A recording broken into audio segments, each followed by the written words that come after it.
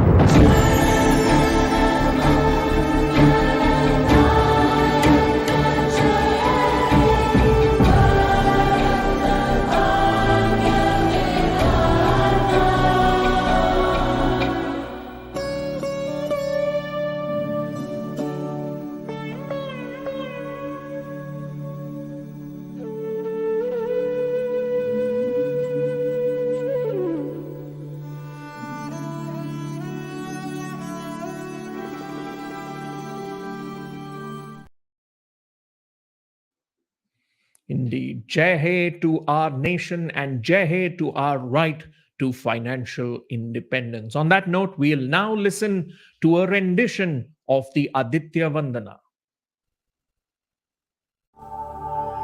आदित्यः सविता सूर्या खगः भूषा गभस्तिमान् सुवर्णसदृशो भानुर्विश्वरेता दिवाकरः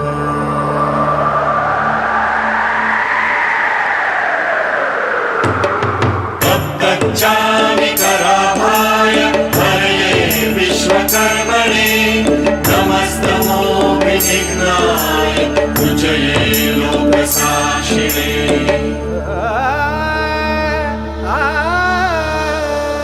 जयाय जय भद्राय हर्षवाय नमो नमः सहस्रांश आदित्याय नमो नमः आदित्याय नमो नमः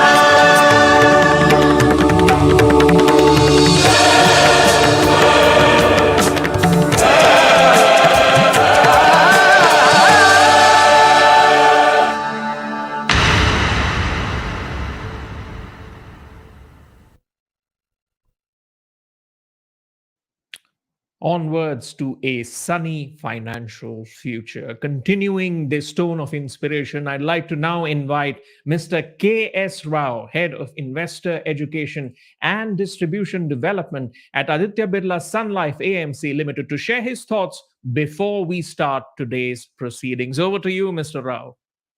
Thank you so much, Gautam. And indeed, it's an honor to be here. And thanks for making the next Nivesh Mahakumbh happen. And the great start. Start with the national anthem. Start with Aditya Vandana. And there is one line which comes in: excellence is always a moving target. And for us, financial independence do also become a moving target. And if you need to work on. And thank you so much. Good morning, friends. Indeed, it's a great opportunity to connect with you on this morning. And I invite you all for this wonderful webinar based Nivesh Mahakumbh from Aditya Birla Sun Life Asset Management Company. And as Gautam was just talking about, it is the 77th Independence Day, which we just celebrated. And this weekend, we are talking about our own financial independence. It is an Amrit Kal we talk about. I mean, our Honorable Prime Minister, who has given a path, next 25 years, which started last year, 2047, as the country celebrates Independence Day, it is going to be the developed economy. And this developing to the developed, the journey of the nation has started. It is for all of us how we can start our journey in this. And with this Amrit Kal, every Indian investor need to get into the prosperity. That's where we intend to. And incidentally, as of last month, from Aditya Birla Sun Life Asset Management, we have this vertical called Investor Education and Distribution Development, which we started these investor education programs 10 years back. We just completed 1 decade, and with this 1 decade, we had reached out. We organized over 10,000 programs, and we have reached out to 10 lakh people, and we also reached out to over 10 millions on various other initiatives. Our regulator, SEBI, always says educated investors, empowered investor, and informed investor. And this is our intention, is to create that empowered and impacted investor. And you would have surprised what is this Nivesh Mahakumbh all about. Some of you who are coming for the first time. And we started this journey way back in 2015. It is Central India, Jabalpur, the first Nivesh Mahakumbh on ground. And that is a time where the Nashik Kumbh was happening. And we all aware, in India, it is a spiritual fair we do. It's a Kumbh Mela every 4 years at this rivers where we take auspicious rivers. We take that holy bath, and it is believed that it purifies your soul. And here for the Nivesh Mahakumbh, one doesn't need to take that physical dip, but you need to understand that dip, which is all about the financial literacy. The financial literacy is about that dip is DIP. For me, that is an acronym. It's a delayed gratification, and I is an impact of inflation. P is the power of compounding. And between this, how you run. And today's webinar, as the financial independence, and it's talking about the theme is path to financial freedom. As we are on the embarking on the mission to Amrit Kal, how each of us can have that path to the financial freedom, financial independence. And financial independence is something like state of having enough financial resources so that we can have a flexibility of living a life of our choice, and we can have enough money for our future so that it can take care of us. It is being free from the stress and struggle which is coming in lack of finances. And that's where the freedom which we get it is a choice we are making it, and it's a choice which we all value. And financial freedom doesn't mean that I need to have a huge bank balance, and I have a choice to spend the way I want. It is about what I value and how I need to look at, and how my money is sufficient for me to take care of my future. Recently, we have written an article on an Indian Independence Day, how those 10 commandments can work on the financial freedom. Probably I will just dwell on those few commandments which I can look at. The biggest thing is the first commandment I look at is you need to get there to get your financial independence. It's a clear financial goals. And once you set clear financial goals, then you need to start acting to it. Commandment 2 is starting early to it. Then starting early doesn't mean just investing, but you need to have the financial prudence.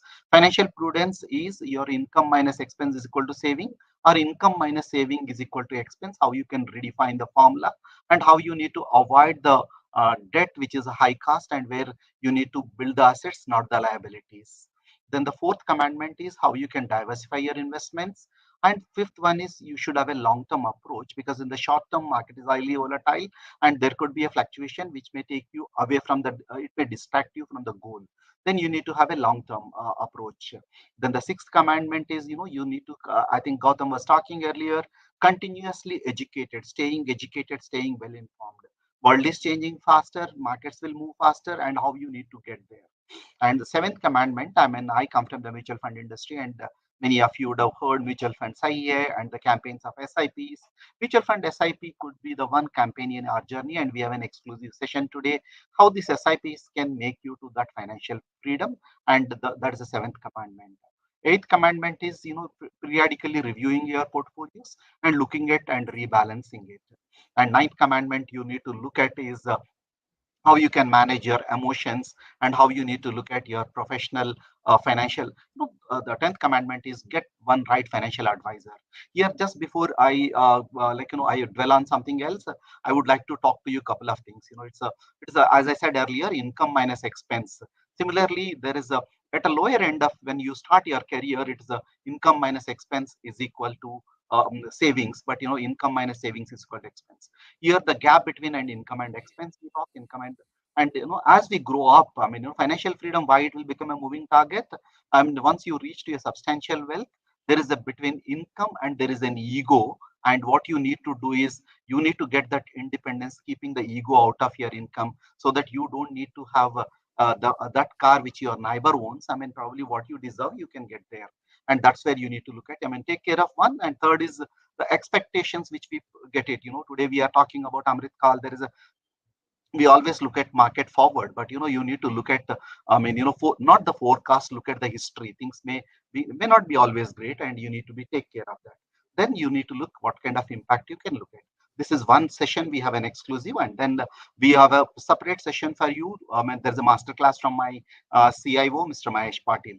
And then you have also have a session which is talking about the retirement plan. We call it as a golden age plan. That is a GAP. And incidentally, this is a GAP for most of us. It is a gap. We tend to postpone our golden age plan because it's a very long-term dream, and we don't even look at that is immediately I need to accomplish. And that's the reason we postpone. And probably for me, that golden age, if you have to get gold out of your golden age, gold is an acronym for me. That is a G is, you need to gainfully engaged and gainfully invested too. And the O is optimally invested. L is your lifestyle, how you can look at how you define your lifestyle, and D is the discipline, not the distraction. Probably we can have this look old stuff of it. And there will be an exclusive session today, and most of us, it's like at Aditya Birla Sun Life Asset Management, last couple of years we have embarked, we do a lot of community engagements. For example, for Faujis, we have a Fauji Nivesh teachers, there is a separate program for us, and we have a doctors. Similarly, for the exclusive for the women, I mean, celebrating the India's women power, we have launched an initiative called For Her. This is a vision of my boss, my CEO, Mr. Balasubramaniam, and we have a mission to lead every woman in the country to reach to the financial freedom. That's financial independence. And we have an exclusive session where we today why the freedom for the women need to take an active participation, because there is a large number of women are joining in the working force, and in the last 2 years we have seen 1/3 of the new folios are coming from the women, and women need to get educated on the financial independence, and that's where we need to look at. And women tend to live little longer, and there is also going to be a larger inheritance which is going to happen. And I was doing a session in Banaras in the university. There is one economist who was there who was mentioning to me there is why it is the important of the financial educating the women. He said the day we are getting the heart of the home economy will become the center of the Indian economy. Means if every woman participates, that's where we can get that true independence, true financial independence to the family. And this is like my boss keeps saying, if you are educating a man, you are educating one person. If you are educating a woman, you are educating the entire family. This is where the financial education for women, we have a session. And today we also talk about SIP. I mean, we have launched a campaign called Gargar SIP and Gargar Mutual Fund Hargar SIP.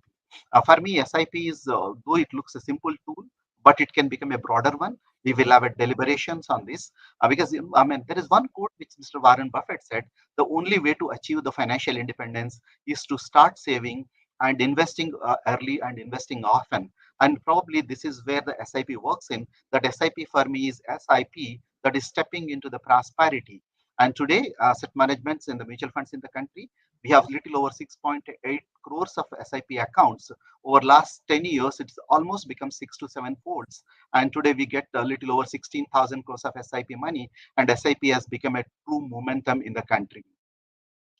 With this, I will invite you all for this session, and it's a financial independence is not an event; it's a journey. Keep joining us and keep working on it, and it's about continuously learning and educating. And thank you so much for this opportunity. Thank you so much, Gautam, and wishing a wonderful session today. Thank you so much, Mr. Rao. Indeed, some golden words of advice, and it's all about sense and sensibility, especially as you look forward to staying the course on your journey for financial independence. Thank you so much, Mr. Rao, for joining in and sharing your thoughts on the topic. On that note, we will be starting with our first segment on reimagining retirement. Stay tuned for that.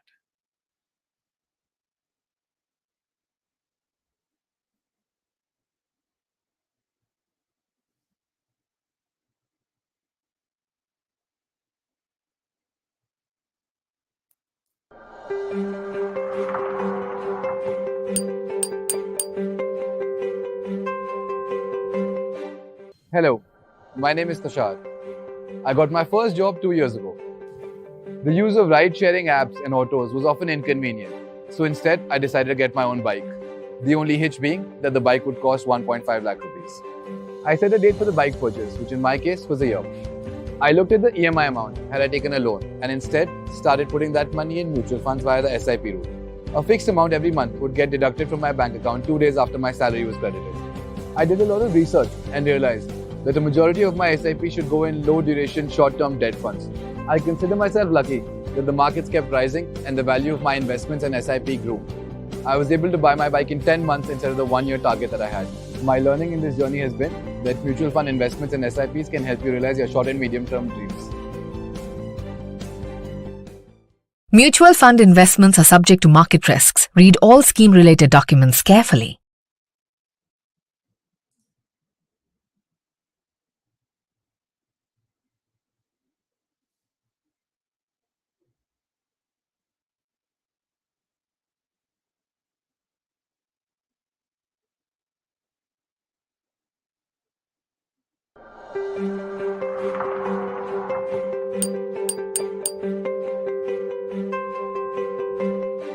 When we got married, we stayed with my parents, but when we started our own family and we had our own kids, we thought we needed more space for them to grow. And given that what these houses cost these days, it was in our best interest to make our money grow. And that's when we decided to go into mutual fund monthly investment via SIP route. We not only wanted our money to grow, but also to protect it. Since the investment is distributed across the asset classes, we wanted our money to grow, irrespective of the adverse market conditions in the future. We started investing in these funds almost 8 years ago. We ensured that the investments were made every month without fail. Discipline was important. By last year, we had grown our investments to not just meet a large part of our home purchase, but its renovation as well. And the best part is, these investments are not just good investment, they are tax friendly and cost effective as well. Mutual fund investments are subject to market risks. Read all scheme related documents carefully.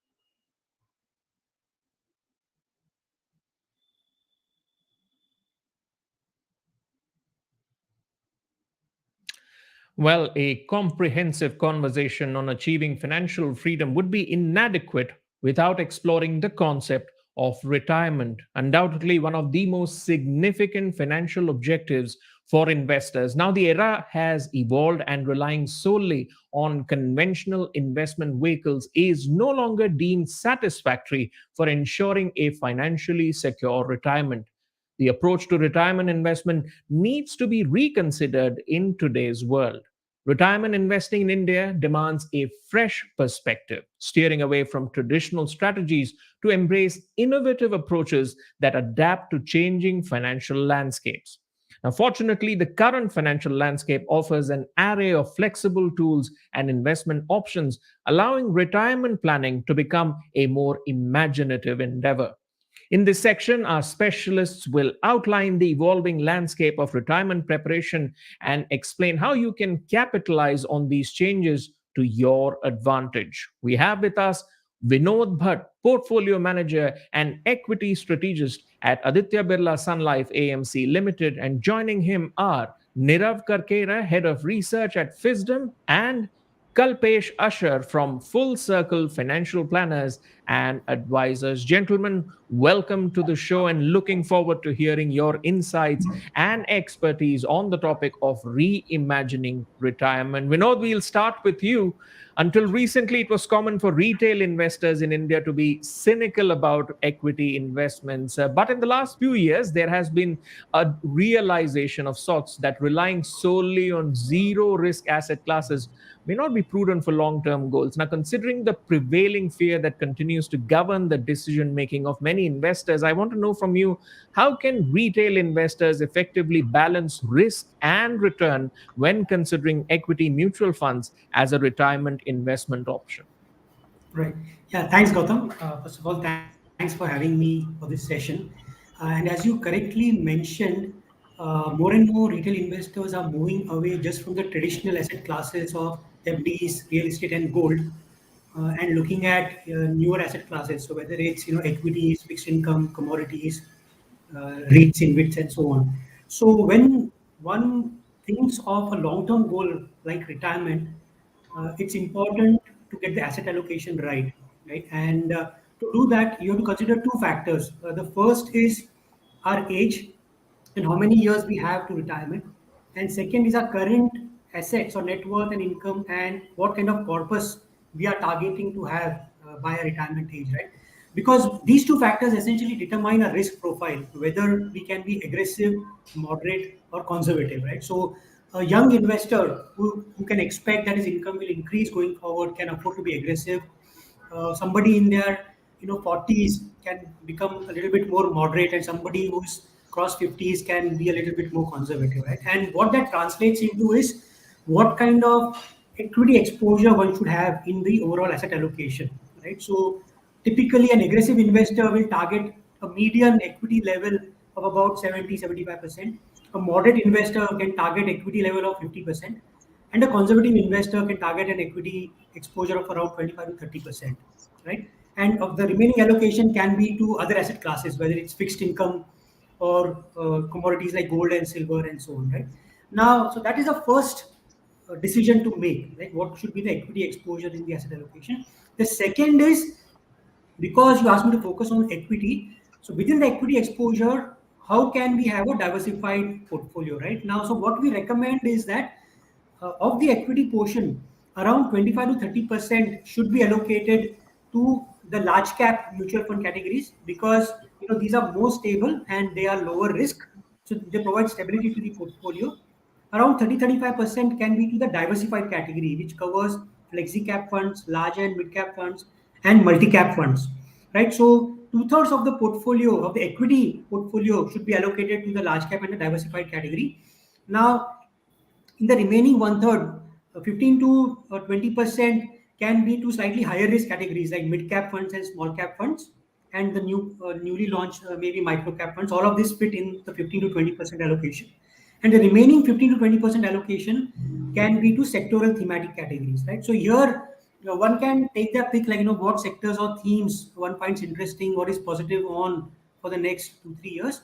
But one has to bear in mind that the investors should be a little bit more nimble footed when it comes to the sectoral thematic allocation, because these go in and out of vogue, right? So So that's a broad diversification one can keep within the equity allocation. And the key decisions here are kind of, how do you increase or decrease your large cap and mid cap and small cap exposure. So that's where one area where the investors can be a little bit nimble footed. And second is, like I mentioned, within the sectoral thematic allocation, how you can do sector rotation. And of course, if investors, if they are, let's say, busy with their job or their business, and they think we don't have the time, we don't have the capability, we don't have the interest in doing all of this, then the simplest thing they can do is just invest in, say, a multi-asset allocation fund or a balanced advantage fund or an asset allocation fund or fund, where the fund manager will take these decisions for them in terms of the asset allocation and which underlying stocks, bonds, mutual funds, and ETFs to invest in. But broadly, this would be kind of a way to for an investor to keep their life simple and still achieve their long-term goal of retirement. Absolutely. And it's this expanding universe of investment products which has given a certain amount of flexibility to a lot of plans, whether it's staying the course and, of course, moving forward after retirement. That was the view from the equity universe. I also want to understand more about the debt fund universe. And Nirav, I'll bring you in for that because debt mutual funds, they're often seen as more stable investments. So could you highlight how they can contribute to a well-rounded retirement portfolio and the factors that investors should consider in this regard? Absolutely. Debt is probably one of the most underrated asset classes. Generally, when people talk about wealth creation, we tend to lean pretty heavily against equities in terms of our expectations of returns and building a corpus, right? But debt is really underappreciated. The first and foremost thing that most investors must understand and acknowledge is that debt is not a non-equity component. That's not the way to look at it. Debt brings in its own unique features. So the most important features of debt is income generation, capital appreciation, and then finally, obviously, it cushions against volatility that is inherent in equity and similar asset classes. So these are a few features that fixed income or debt brings in. To create a well-rounded portfolio, it is important to understand the role that plays in a portfolio, and one needs to allocate to debt. Uh, I'm sorry, there is some disturbance. That's why I'm just slightly No distracted. worries. You can go ahead. Go ahead. So yeah, so while building a well-rounded portfolio, debt plays a more important and pivotal role than just diversifying against equity risk.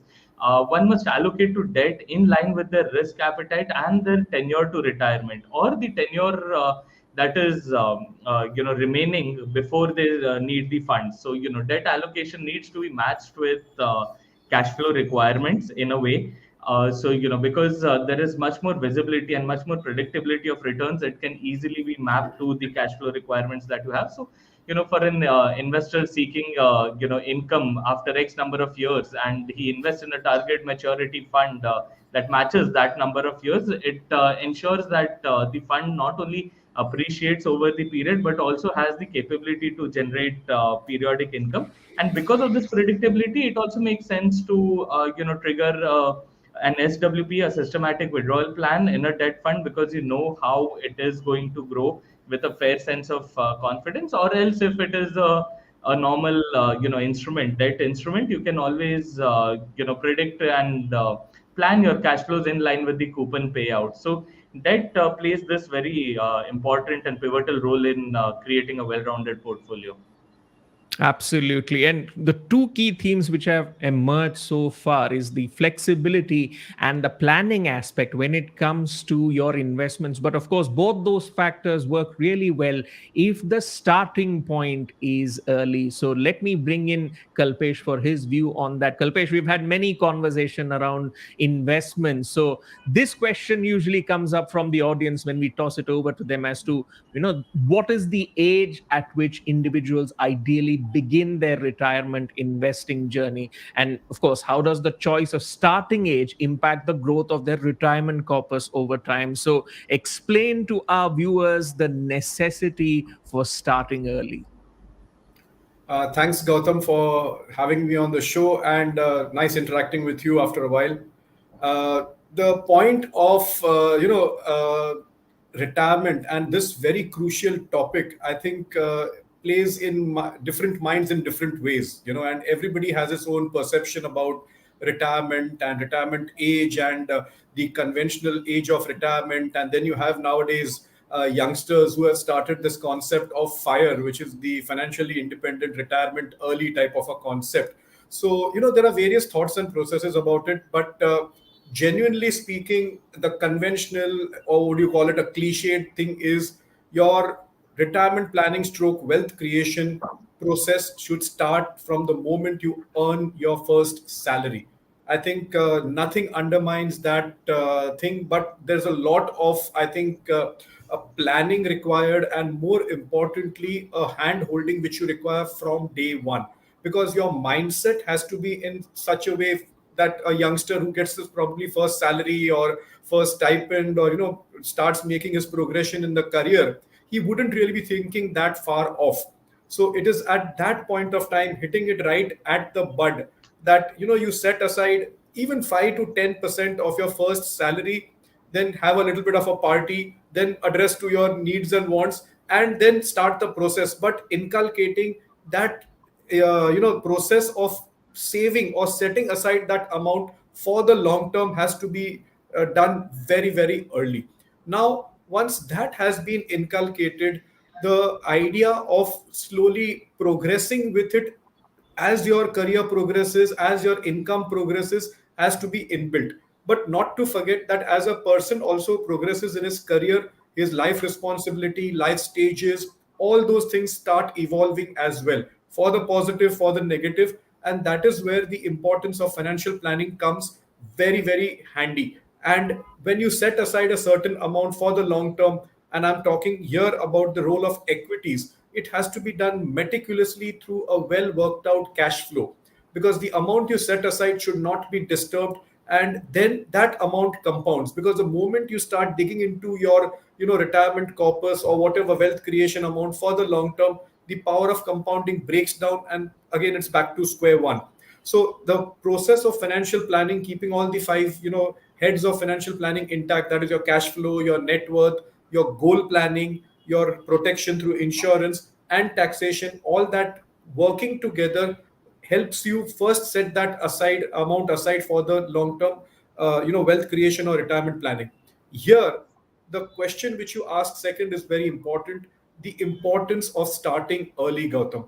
Because here, figures would do the job, although these are all approximate, but at least it gives the listener a roadmap.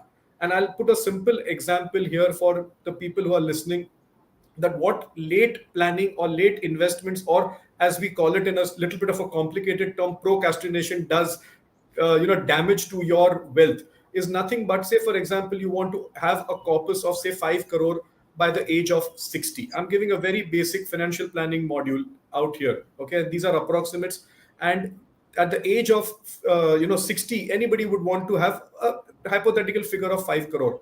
Now, if you start that process at the age of 30 and you give yourself a clean 30 years to compound that money and save an amount at growing at an approximate moderate 12% CAGR, you would require an SIP of 14,000 per month to get to that target. Very manageable in today's times for a person age 30 to set aside that sum of money.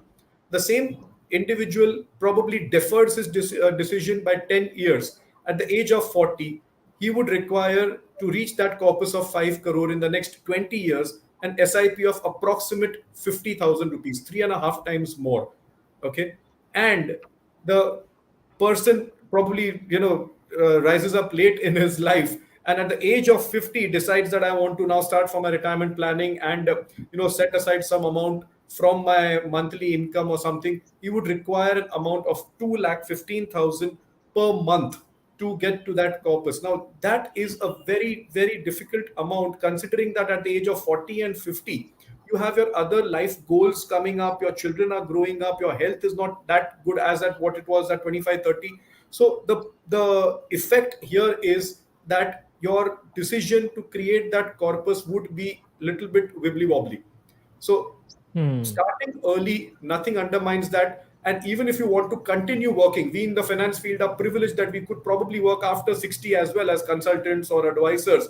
But that doesn't deter for you to not start the journey of creating wealth. You could use it for any other purpose which you want. Absolutely. As they say, time is relative. So you better get time on your side so that your financial investments can grow substantially for a comfortable retirement. I want to take a cue from what you said, Kalpesh, and bring in Vinod again to that conversation, which is, of course, staying the course, because at the end of the day, it is an extensive journey in terms of maintaining your SIP discipline. And Vinod, life is a series of fortunate and unfortunate events, and when we look at unfortunate events and financial challenges, they can test one's retirement savings discipline. So what suggestions would you give with regards to adapting retirement investment strategy during, say, unexpected circumstances without derailing long term goals? I believe you're on mute, Vinod. If you can unmute yourself. Yeah, thanks, Gautam. So I'd like to reiterate one point which Kalpesh made, which is to try and avoid stopping the power of compounding, right? Which is the most important factor when it comes to reaching your target corpus, right? And as you said, emergencies don't come announced, right? They're always unexpected. So the best way to prepare for them is to have a separate emergency fund, right? And typically, one suggests maybe having 6 months or 1 year of expenses covered by the emergency fund. But let's say, in an unfortunate case, you need to cover that for a longer period. Now, if it's just 6 months to 1 year, then maybe you can keep that emergency fund in the form of FDs, which even I have, right? But let's say you want to prepare for a longer term, then we also don't want to impact the compounding of our retirement funds. Then the easiest way to do it is to have a separate investment in, let's say, a multi-asset allocation fund or an asset allocation fund of fund. So in your mind, that is your investment for any emergencies, right? So you have your small emergency fund in the form of FDs, which can cover maybe 6 months or 1 year of your expenses. You have your separate retirement planning portfolio where you have done your proper asset allocation and you keep investing in that. And for any of these longer term emergencies, you just have a separate investment which in your mind you're clear. You will liquidate that in case you need to, right? For any longer term emergency. So that is kind of a simple way to do it. Now, in an unfortunate case where even that is not sufficient and you do need to dip into your retirement kitty, right? So there again, your age and your tenure to retirement and your net worth at that time and your target corpus come into the picture. So there, the decision point you have is whether you want to reduce your risk in terms of reduce your equity allocation, or you prefer to dip into, for example, your fixed income allocation and reduce that component, right? So that will be a personal decision based on your circumstances, but you have that flexibility, right? Either you can reduce part of your equity allocation and reduce the risk in your portfolio, or you can reduce some of the fixed income allocation to take care of your emergencies. But this is how I would think about it in terms of a very short term emergency, dip into my emergency fund. In case of a medium term emergency, have a separate multi asset allocation fund or an asset allocation fund. And for any longer term needs, then dip into my retirement kitty as a last option. All right, let's get down to the brass tacks and understand the tools that investors have at their disposal to kind of mitigate this market volatility. And Nirav, let me bring you in for that, because as we discuss, market volatility can impact retirement plans. So, from your view, how do different types of mutual funds help investors navigate market fluctuation and secure their retirement nest egg? Absolutely. So, like you rightly said, market volatility is the biggest evil and the biggest dampener in one's retirement plans. It could play spoilsport really fast, really quick before you realize, right? And the best way to manage it or mitigate it is to take it into account. Basically account for it, account for the unaccountables. It'll take a while for that to sink in, but that's how one should approach it. One thing people must understand is that while equities are great to generate a lot of wealth over a longer period in time, it is important that as you close into retirement or as you close into the time wherein you need these funds, it is important to start de-risking your portfolio. Okay, so for the ones who are starting off really early, who are young, and like Kalpesh said, are the smarter ones who started investing towards retirement very early on in their life, they can continue remaining invested into equity for a whole lot longer. However, as they approach retirement, let's say, getting closer to retirement at, let's say retirement is 5 years out from where you are right now. This is the time you start de-risking. Now, to de-risk, you can utilize a couple of mutual fund strategies that are already available, right? So you could look at multi-asset allocation funds. You can look at dynamic asset allocation funds. So in these funds typically uh, dynamically manage your asset allocation exposure and ensures that your asset allocation is optimized as per the market cycles. Okay, so once you optimize your asset allocation according to market cycles and you progress further towards retirement, let's say you are now even more closer, and retirement is probably just a couple of years away. That's when you want to start optimizing for your own life cycle and your own cash flow requirements, right? And that's when you start moving towards less risky portfolios, that is debt portfolios or debt mutual funds. See, one thing that people must recognize is whenever you're building for retirement and as you close retirement, there's a certain pecking order in which you must select your portfolios and you must design your portfolios according to. The pecking order would be number one, prioritize liquidity. Number two, check for risk optimization, try and minimize risk and volatility. And number three, try to maximize performance. Quite often than not, we try to do the reverse. As we get towards retirement, we try to optimize for performance, number one, and then we start looking at risk. Okay, I'm chasing this much performance. What is the risk involved? And probably most of us are not even thinking about liquidity. But that is where the entire problem begins, because you realize when you're at retirement and you don't have many incremental sources of income, you need money to be available when you want it to be available. Liquidity is must be given the primary premium in this situation. थोड़ा बहुत returns कम हो जाता है चलेगा, थोड़ा risk कम रखो, liquidity एकदम high रखो, because at that point in time you don't have age or time horizon on your side, right? So optimize on liquidity, that's one thing. And this also draws upon a little bit of inherent behavioral biases. As you move towards retirement, no matter how much you have saved, you tend to get desperate, and you try and out of desperation you tend to make certain reckless decisions to maximize your income, because you realize that you got to live the rest of your life on whatever this is, right? So such behavioral traits start coming into play and derail your retirement plans. And all of this happens on the basis of desperation, and desperation is nothing but a byproduct of being unplanned, or not accounting for the unaccounted. Right, so one needs to ensure this is taken care of, and a very easy way to do it. I'm circling right back to the first point, and there is it is basically a textbook concept. Very basic. Financial planners, financial advisors all learn it. It's textbook 101, retirement 101. Design a glide path. Okay, you start from highly risky assets, you glide down into de-risking your portfolio and move to low risk assets.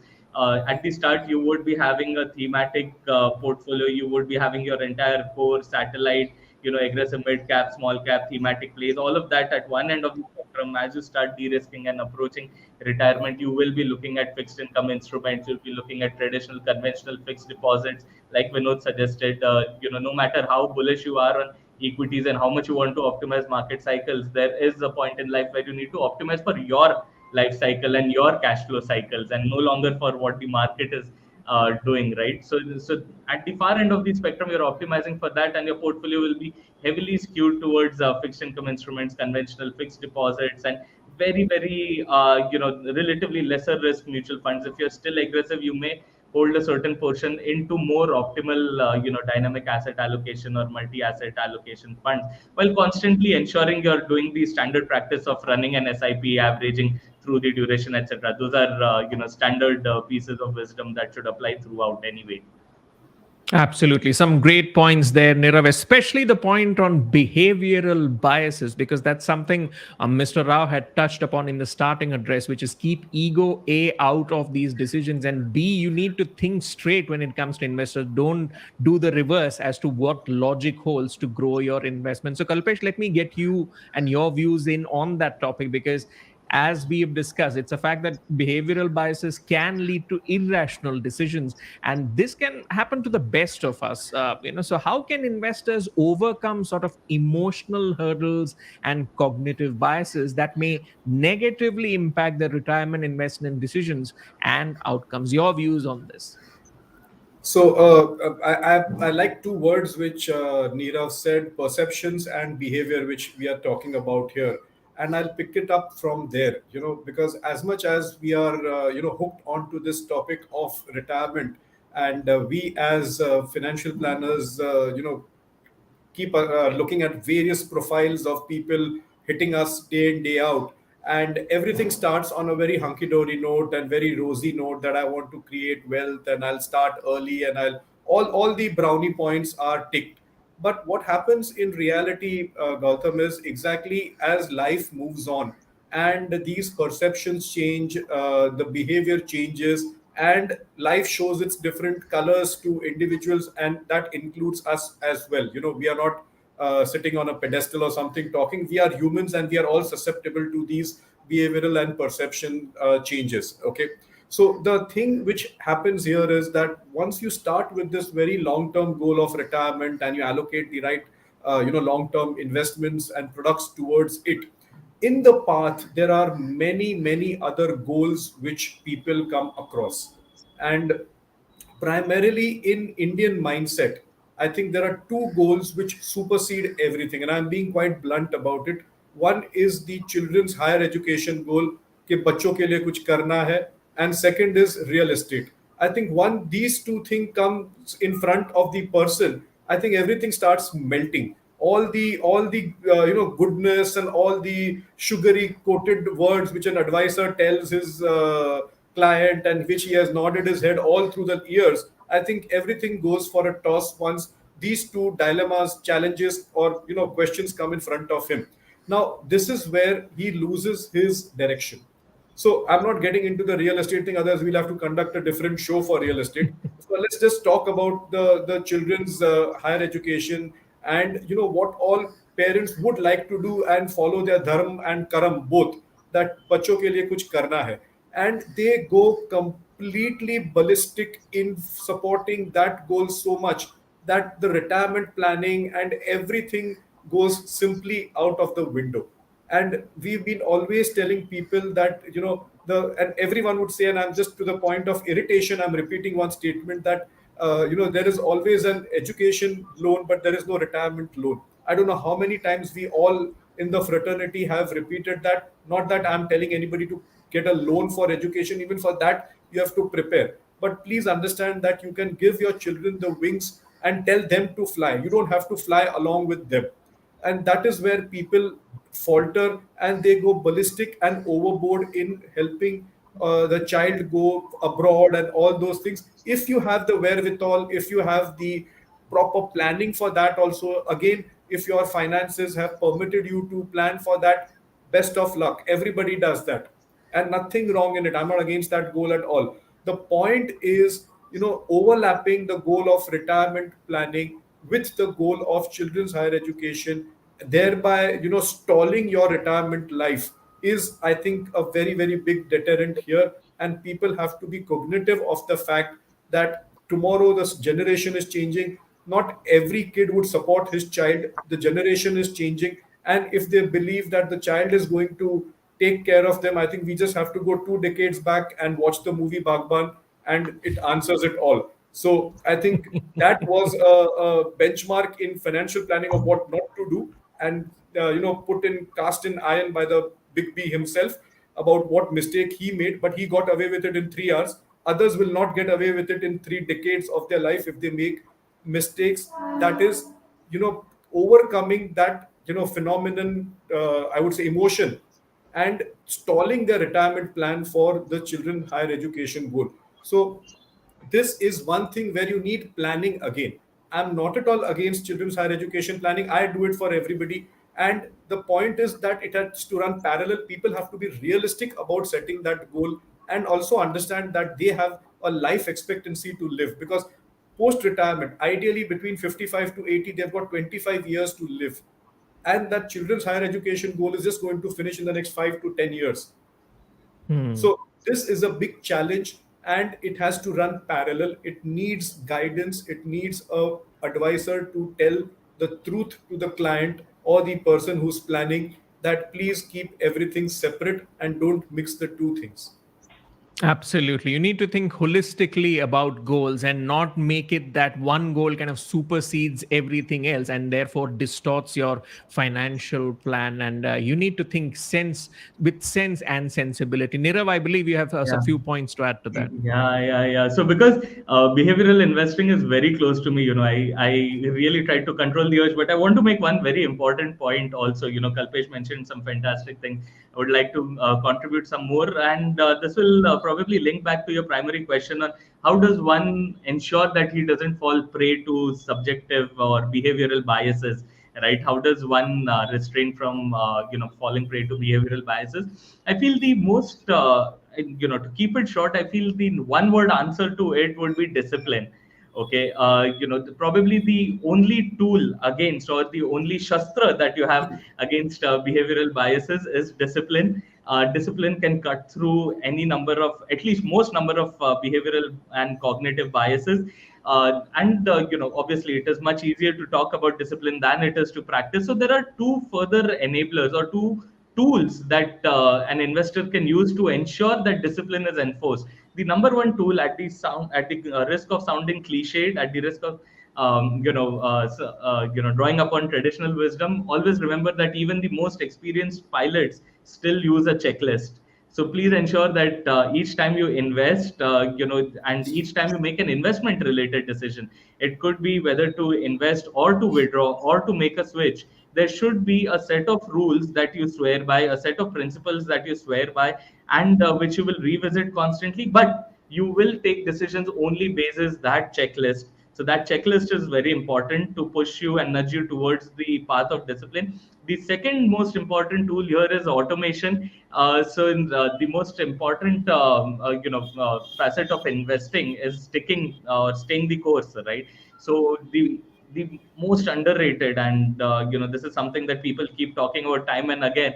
I'm hazarding a risk of sounding cliched again, but it is automating your investments, SIPs. It may sound very simple, very layperson. There is no outlandish gyan over here, but just automate it. You automate it, you set a fixed date, and your premium keeps sorry your SIP keeps getting debited and getting invested. So I use the word premium because whenever I talk about automation, it reminds me of how the life insurance industry achieved such glory. And why did it achieve such glory in the first place? Is because it sought for discipline very early. So very early investors in life insurance policies. Let's talk about people who invested in the 50s, 60s, 70s, and today who are receiving the payouts, will always force their children to buy an insurance policy, a ULIP or a guaranteed income plan. The children will always argue with all the ज्ञान की market में इतना ज़्यादा पैसा मिलता है, इसका IRR इतना कम है, फलाना फला. But the elders just won't listen because they have realized one thing is that they received the money, or they got the money when they needed it the most. And while they mistake it to be a key feature of the product, they little do they realize that it is a key feature of the discipline that they were made to commit to. So I feel such sort of discipline, if you can bring it into the investing world, and you can automate your investments, I feel both of these things together will help you cut through any behavioral biases that you may tend to fall prey to time and again. Absolutely. And it also appears that the millennial investor is, in a sense, more smarter and more disciplined, especially as the urge to retire early comes into fore. And considering the investment universe now offers so many products, it, as we mentioned earlier, it offers them that flexibility to, well, be disciplined, but also plan their investments in the right way. And speaking of new themes, Vinod, I want to get your thoughts on this because socially responsible investing is also gaining traction. So, in your view, how can investors align their retirement goals with ethical considerations through mutual funds focusing on sustainable practices? Your thoughts on this? Yeah, Gautam, what I've seen is, especially amongst millennials and the new generation, like you said, the focus on sustainability is quite high, right? And abroad, this has already taken off. Like, for example, in the last few years, more than half of the inflows into mutual funds abroad have gone into ESG related funds, right? So, seeing that even in India, ESG as a category has been started, number of fund houses have launched ESG funds.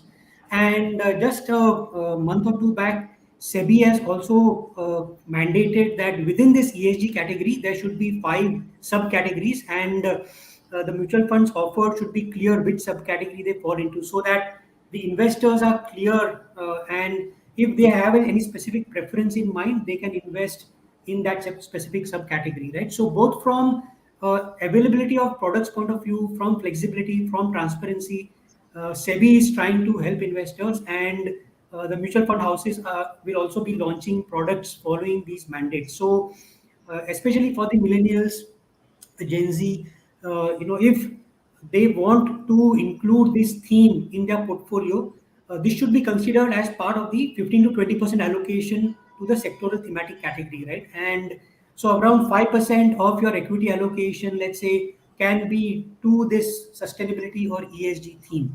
And the reason I'm saying that is because one, sustainability as a theme is still nascent in India.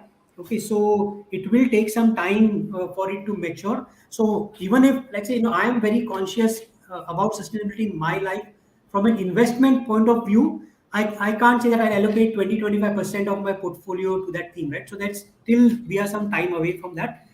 So assume that, like, you can invest maybe 5% of your equity allocation to this theme, and within that, select subcategory, which subcategory you want to invest in. So that's the easiest and the best way to also, keep your retirement goals in mind while also investing in the sustainability theme, if one is kind of, positive on that. All right, we've covered many themes on this aspect. So before we sign off on this conversation, I want to get Kalpesh your thoughts on this, because as they say, knowledge is power. So in a rapidly changing economic landscape, how should retail investors stay informed about market trends and adjust their mutual fund investments to ensure that they remain on track for a comfortable retirement?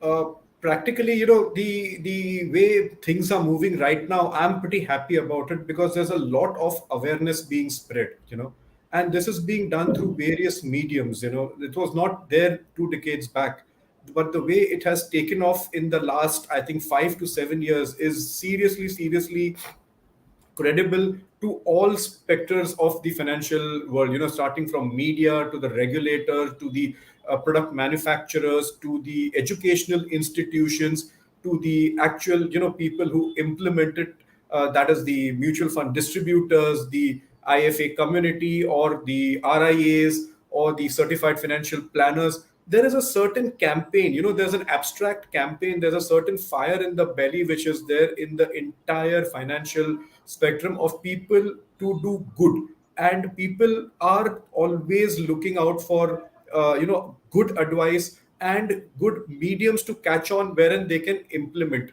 So there has been a full throttle effort by everybody to get this big engine moving, and we are seeing the benefits of that. So even a simple testimony to that is our mutual fund industry, which was around 8 to 9 lakh, crore in around 2009 or 10, somewhere in that. And in 11 to 12 years, we are today at 45 lakh crore, which is a simple testimony to the sheer strength of the retail investors to move along their journey of, wealth creation. And in that also, everything is not again hunky dory. There are black sheep, and because of the influx of digitalization and, the finfluencer thoughts which we are hearing and everything, I think people should again get a clear distinction between free advice and paid advice, because here people should understand that in finance, and we keep harping on that fact, that there is no free lunch in finance. And the moment you understand that this person is getting a fee or some commission, and he's talking for your interest in keeping your financial goals in mind, he should be the go-to person, and not the, 10 lakh or 20 lakh follower type of community giving, imparting rampant advice, having no responsibility, no regulations on them, because this is where the faltering comes. and the lure to get rich quick schemes and all that stuff is ultimately going to go out of the window. The regulator is taking strict note of it, but it's also the prerogative of the retail investor, the investors, to stay away from these things. Thereby we'll create a machinery which will be very well oiled, and we have a great time in the next couple of decades to come for India, I would say. Absolutely. Be prepared. And thankfully, the regulatory universe is also active in curbing a lot of, say, unregistered voices in giving out free advice and rather encouraging investors to go through the right sources to know much more about their investment journey. Nirav, coming to you, your last words in this panel on the key mantra that the audience should take away when it comes to reimagining retirement. So the key mantra is knowing that the risk and the returns both lie within yourself and not in the markets. The most important way to approach your retirement portfolio is by asking more inward-looking questions and doing less outward seeking.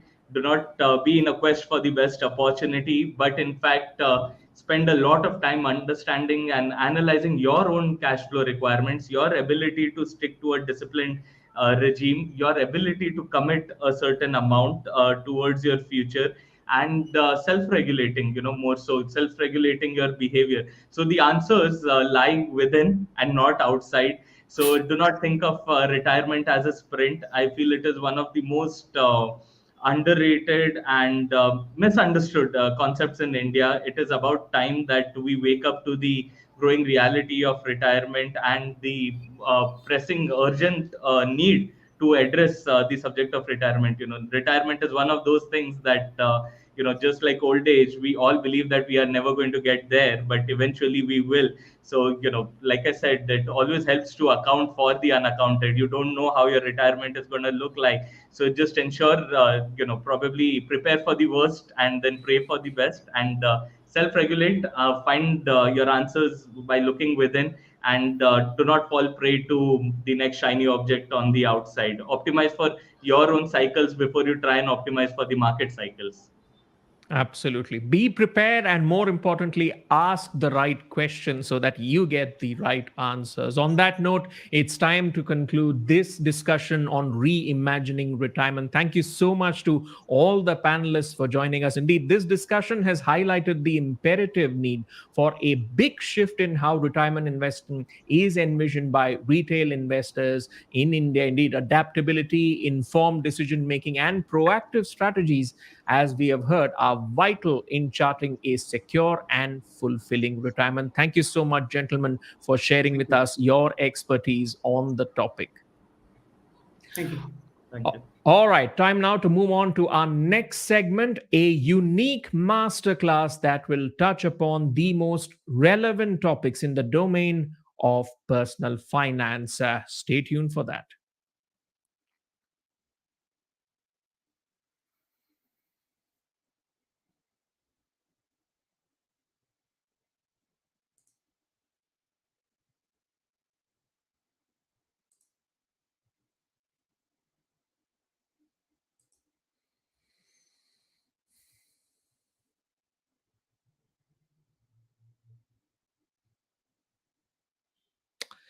Well, the Mahakumbh has a rich and well established legacy of equipping investors with the necessary knowledge and expertise to embark on successful financial journeys.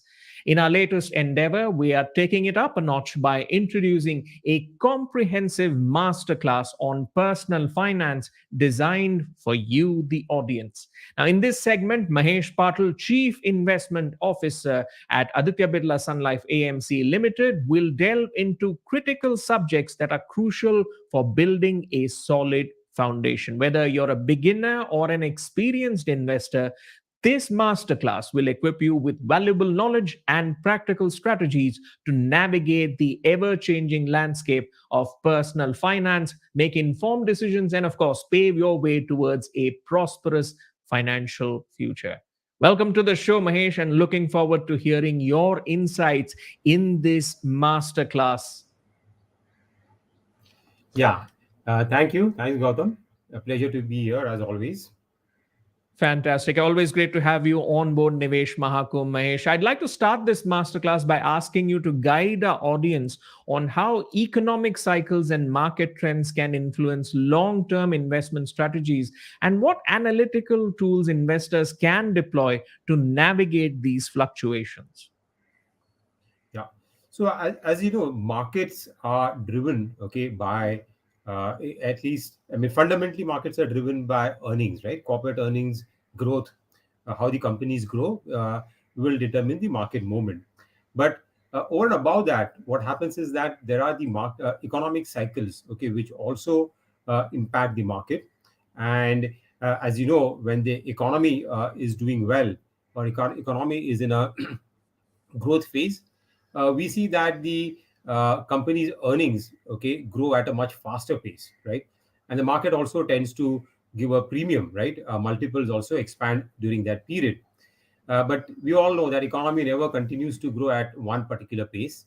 There are cycles to that economy. We saw one cycle, okay, which more recently, right, which was kind of enforced because of an event, which was the pandemic, okay, which we saw in 2020 and 2021, where there was a sharp contraction in the economy. Similarly, we saw the one during the global financial crisis, right, when the global economy went through a cycle.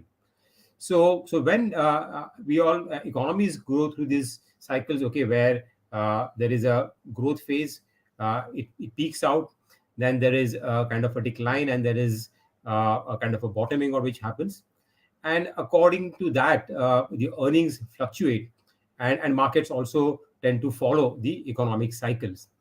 Similarly, there are market trends which are there, right? So the economic cycles are slightly more longer term in nature, right? Okay, typically from a boom, okay, to the bust, okay, the period could be anywhere between 4 to 6 years, okay, in that period. Whereas there are short-term market trends also which are there, right, which lead to, these are normally driven by liquidity events, right? When there is a huge money of liquidity which comes into the market, markets tends to move up despite the fundamentals remaining where they are. And when they move up in the short term, because of more money is chasing the stocks, the valuations tend to move up, right? And market becomes a bit expensive. Similarly, when money gets pulled out because of whatever factors, say risk off, the reverse happens. So once you understand these market cycles, you will know that the markets will react to that, and that's the reason why we get the volatility or the cyclical ups and downs in the markets. And understanding cycles is also important from an investor to decide, okay, how you should invest in the market, when you should invest in the market, right? So normally, when the economy is coming out from a bottom of the cycle, right, where it's the most gloomiest, that's a time where you'll probably get the best valuations, right, in the markets. Earnings are also depressed. So the when it recovers from the bottom, you're able to play both the earnings growth, right, because from a bottom when the earnings are depressed, the earnings growth as the economy recovers from that phase, you will see a very strong period of earnings growth. Just to give you an example, I mean, after the COVID impact, we saw the economy contracted, and subsequent to that, we have seen that the earnings growth in FY22 and FY23 period was around 20% earnings growth, which is much higher than what the long-term trajectory has been, which is around 12 to 13%. At the same time, also we saw the P multiples also expand, and that's where the return in that period has been much higher. So I think when normally when the economy bottoms out, I think that's the time we need to increase the allocation. Okay, because invariably the economy will turn up, and you will see growth to be much faster. Similarly, I think when the economy gets into a growth phase, and it remains there for a long period of time, and we see that because of that inflation starts to peak up, that's the time when one needs to be slightly worried, and at the same time the market valuations are also kind of expensive compared to the long-term average. One needs to be a bit cautious and try to reduce exposure. So the analytical tool really to gauge that is an asset allocation model, right, which we run, wherein we look at various parameters, right, which is what is the valuation of the market based on the price to earnings multiple, price to book value, right, in relation to the historical levels where it is, how expensive it is or how cheap it is. Also, we look at in relation to the other factors like the bond yield, right, because there's a correlation between the earnings yield and the bond yield. And then we superimpose that with the market economic cycle where we are. And then we come to a conclusion, okay, what should be the asset allocation into equities based on these parameters. And that's an analytical tool which helps us to decide how much equity exposure we should increase above our normal target level, right? There's a median level which will be there for every investor based on his risk profile. So how much above that need to grow, increase that, or below that to capture these cyclical ups and downs in the market, which are driven by economic cycle or liquidity driven market trends. So, in the context of staying on track during these cycles, Mahesh, if someone is interested, say, in long term investment, what role can investing vehicles such as, say, real estate or commodities play in managing risk and enhancing overall portfolio stability? So as we know, all asset classes go through a cycle, right? Nothing goes in a linear way. I mean, equity is probably more volatile, so we see much stronger up moves and also kind of corrections, right? So we've seen in equities corrections can be as high as around 50% also during economic crisis, right? That's why it's important for investors to really diversify, right? Because there could be a period, and also the correlation between various asset classes, okay, is also different, right? If you look at the four main asset classes which are there, which is equities, uh, which is debt, right, or fixed income, and then there is real estate, and then there is commodities, which will include precious metals like gold, silver. These are the four asset classes which are there. And if you look at, there is a correlation between, say, gold, for example, right? Gold is a good hedge during crisis, right? And against inflation, normally what we say. Real estate is a more hardcore. These are all real assets, right, which are there. And real estate cycles are also a bit different normally. Okay, normally they go in line with the economic cycles, which is there. So I think if you're able to really get a good balance in your portfolio across these asset classes, right, and able to really um, um, make the allocation shift, okay, depending on the relative attractiveness of an asset class at any particular point in time over our target allocation, then you're able to slightly enhance your return. But more importantly, what it does is it reduces your volatility and risk, right, on the overall portfolio. So, like for example, there's an asset allocation fund, right? So we've had launched an asset allocation fund around 6 months back. Not an asset allocation, a multi-asset fund, right, wherein it invests into equity, kind of debt, and gold or silver, right? And we've seen that when we do that kind of a combination, right, the overall return will be probably the average return of across all these asset classes, depending on the allocation, but it reduces the overall volatility significantly. And on a risk-adjusted basis, I think investors tend to do much better. And typically, investors are slightly risk averse. They want lower volatility. So if you're able to build up a good portfolio across all these asset classes and do some allocation depending on the relative attractiveness of the asset allocation, knowing in what cycle they are, right, on what phase of cycle they are, I think you should be able to generate a more stable return at the portfolio level. And that's what I think it's important to really do that diversification across these asset classes. All right. You And then touched also upon risk, Mahesh. yeah. Sure, go ahead. No, I'm saying another factor which you look at is there is, I mean, different asset classes, the liquidity levels are a bit different, right? Or so you will not be able to, like for example, real estate, okay, which is slightly different from all these fees, where you have to also factor in the fact that it's not always as liquid, right? And there is some friction cost also which is there. So you have to take a slightly longer term horizon, right? When you are investing into that, debt would be much more liquid, and you can have a much shorter term horizon. So your time frame also, right? What is the time frame you're looking at will also decide what kind of ideal mix you can have in the overall portfolio across these asset classes. Absolutely. And looking at the time frame, risk also comes into picture. And this is something you touched upon in your answer. I want to kind of focus the conversation now on that because risk management is integral to investment success. So, could you share with us how risk can be managed in equity mutual funds? So the risk on the mutual fund side, when we manage the portfolio as a fund manager, right? Investment managers manage the portfolio, there are two kinds of risks which are there. One is the market related risk, which called a systematic risk, right? That is something which impacts everyone, right? I mean, all the stocks, because of there could be an event in the market like what we saw, right? Last year was the Russia-Ukraine war, which led to a correction across the equities and across the broader market, right? So that impacts across the portfolio stocks, and it will impact stocks a bit differently depending on which sectors they are. But generally, you see a broader correction in the market. So that's called the systematic risk, which is there, and then there is the the asymmetric risk, which is there, right? So which is more stock specific risk or a sector specific risk, which is there. So there could be a company, okay, which could go through a particular bad phase. There could be a sector, okay, which will be probably going through a economic cycle or a down cycle, whereas the broader market, okay, would still be okay.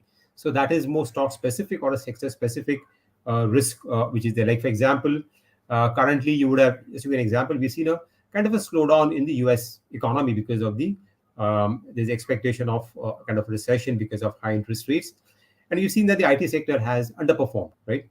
And then there could be a company specific risk because you could have some kind of I mean, there could be some corporate governance issue or management issue, okay, which can lead to a reaction in the company stock price. So to manage the market-wide risk, systematic risk, is one needs to really do the asset allocation, right? Right. So when you see that the markets are like overheated, or there could be a risk of a market correction because of an event, normally what we do is we reduce the overall beta of the portfolio, right? The risk of the portfolio.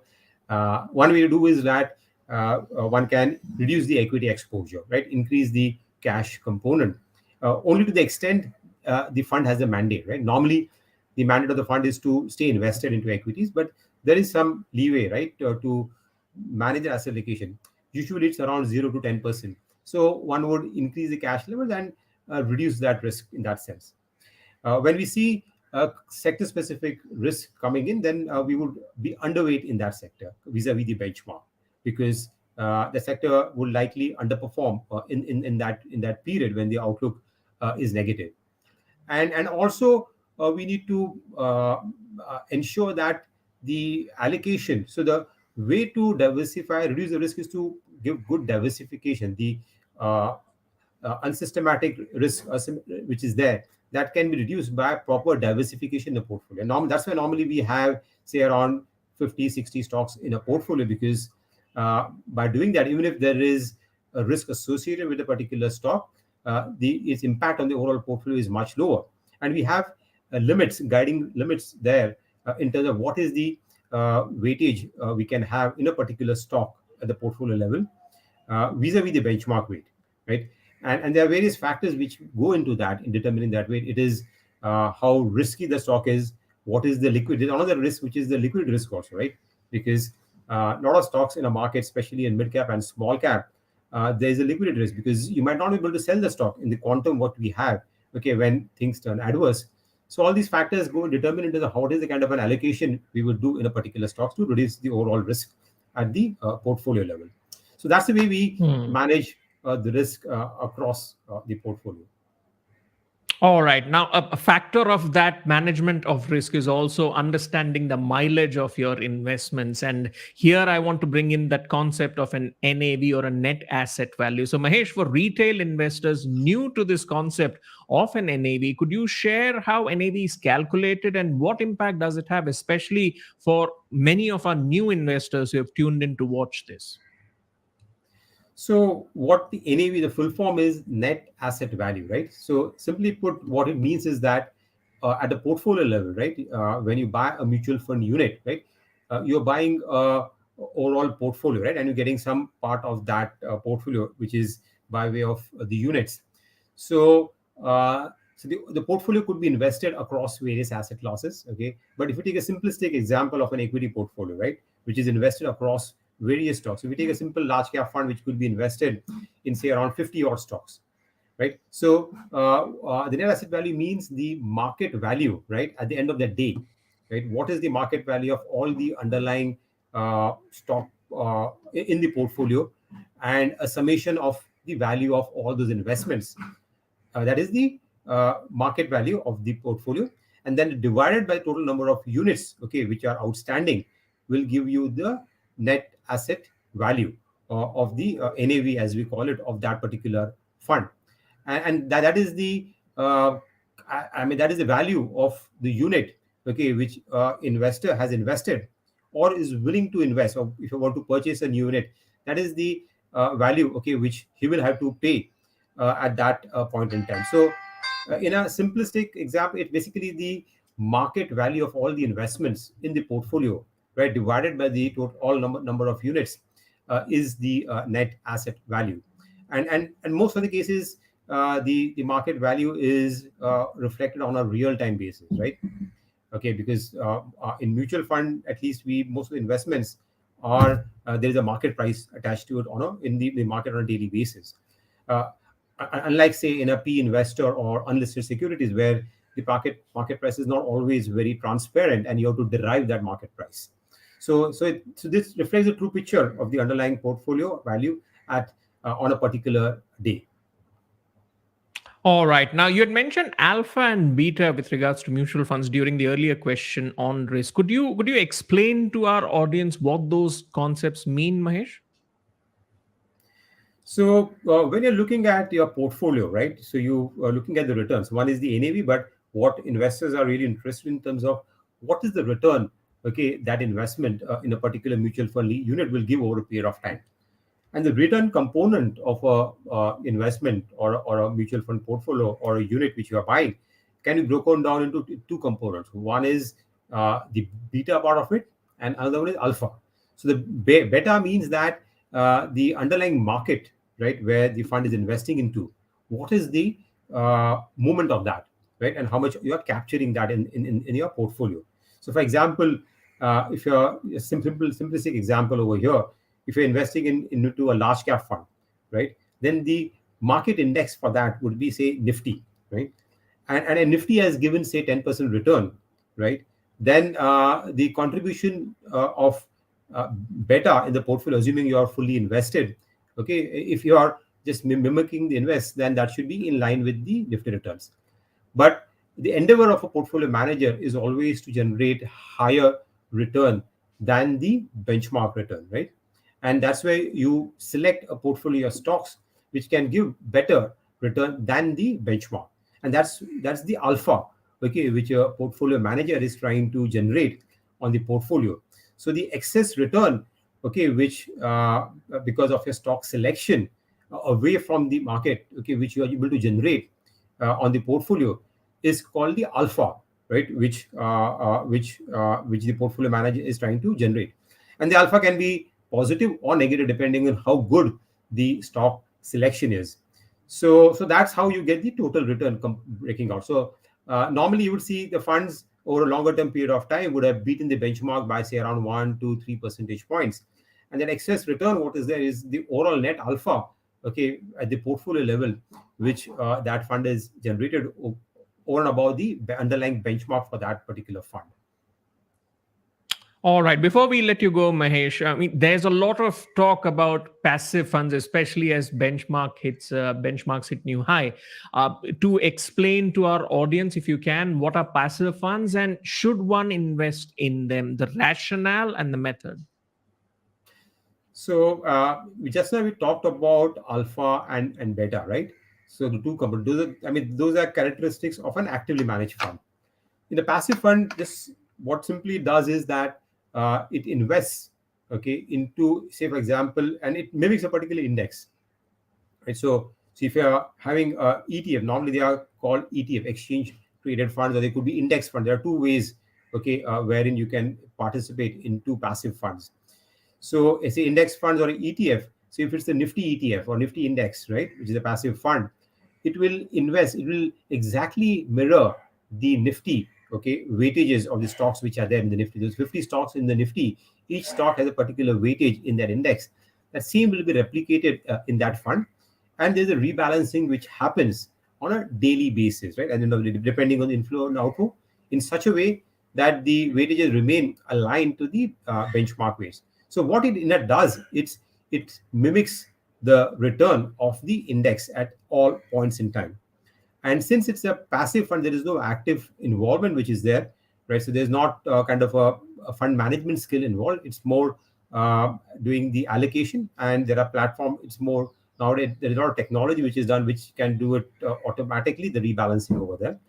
The expense ratio is also much lower there, right? Because and so to that extent, the return of that fund is almost equal. Even post expense ratio is also very low. So it's almost equal to the return of that particular index. And the way to measure the fund performance for active is the tracking error. Okay, it's again the concept which is there, which measure how much deviation, okay, has been there vis-a-vis the benchmark return. And normally, lower the tracking error, that the better that fund is, right, in terms of mimicking that benchmark. So that's the concept of a passive fund. Now, investors, whether they should look at passive funds, yeah, they can look at passive fund also along with active funds. Normally, I would say that when you want to increase your exposure, right? Say in a particular fund or a particular category of fund, and take market wide exposure, right? Then in a short time frame, without actually bothering and deciding which fund to invest, right? Then I think you can go through the ETF route because you will get the market wide exposure. But over a longer term, right, if you have a long term money, then I think traditionally what we have seen that actively managed funds over a longer term have given a slightly better return. I mean, arguably now the return differential has come down. Okay, the alpha, right? We talked about which active has come down, but I think there is still scope to generate alpha in Indian markets. We've seen global market is very tough. A lot of the active fund managers are underperforming the benchmark. So there's a lot of more movement towards passives over there. But in India, there are various category of funds which are there, right? Like small cap, mid cap, thematic funds, where the alpha generation can still be better. So I would say there could be some to take a market-wide exposure just to play the market. Okay, one can use the passive funds or the ETFs. But for long-term wealth creation, I think it would be better to put into an actively managed fund, because even if you get that 1%, 2% extra return, that impact extra over a longer-term period can make a significant delta to your portfolio. Or other way, that if you want undecided, you want to quickly participate in the market today, right? You undecided, then you can in the short term put into a passive fund and then later on reallocate that. Okay, once you are sure, okay, where you really want to put that within that particular category, you can do that later into the actively managed funds. So I think, yeah, there is merit to have some exposure to the passive funds along with the active funds in investor portfolios. All right. On that note, it's time to conclude this special masterclass with Mahesh Patil. And as we concluded the last discussion by stating that ask the right questions and the answers will empower you, this itself is a demonstration as to how knowledge and insight from the experts can help the viewing audience make the right investment choices. Mahesh, thank you so much for joining us. Thank you. Well, this has been an enriching masterclass that has simplified the multifaceted terrain of investment strategies, risk management, mutual funds, and asset allocation for our viewers, and of course, providing us with a compass to navigate the intricate world of finance with acumen and confidence. Time now to move on to our next segment. Please welcome Mugdha Kalra, who will be moderating our next panel discussion titled Financial Freedom for Women. Now, Mugdha has over 2 decades of experience as a broadcast journalist and was featured in the BBC 100 Women 2021 list. Over to you, Mugdha. Thank you. Thank you so much, Gautam. What a wonderful day you have had. I think it's time now for you to grab a cup of coffee while I do the next session. And you can chime in later about what you think about financial freedom for women. But time now for you to take a small break, and I'll take over. Absolutely. All right, ladies and gentlemen. Well, for ages, women in India have maintained a very complex association with finances. Cultural expectations have influenced and continue to impact various aspects of money management within our households. Typically speaking, men hold the authoritative role in significant financial choices, while women traditionally handle budgeting responsibilities. But financial freedom has immense significance for women in India. It grants them independence and control over their lives, empowers them to break free from societal constraints and gender biases. And with financial freedom, women can make informed decisions, of course, pursue aspirations, and continue to contribute to their families in monetary ways as well. Nonetheless, a positive shift is occurring, and more women are entering the workforce, at least the younger ones are entering it and achieving financial autonomy. The next panel discussion will focus on empowering women to navigate their financial journey and attain lasting financial independence. May I now welcome my very special panel, Shilpa Bhaskal Gore, founder Nerdy Bird Financial Wellness, Neha Mishra, CEO and co-founder Finlit Project Services Private Limited, Jasmine Gupta, Global Specialist Advisor, FinTech Frontier, and Woody Tuteja, co-founder Z Funds. Welcome to the show, ladies. Lovely smiles there. Thank you for joining us on a Saturday. And this promises to be an interesting discussion because, as I was thinking, when we are talking financial freedom for women, we first need to talk about financial independence and literacy, and then perhaps move to financial freedom. So, let me start with you, Shilpa. Could you elaborate on some of the key challenges that have historically hindered women's path to financial independence and empowerment, which you see prevalent even today? Great question there, Mugdha. First of all, thank you so much for having all of us here. It's a wonderful topic for us to be discussing. And like you rightly pointed out, I think before we move into the discussion of financial freedom, it's important to see where women have been historically in this entire journey.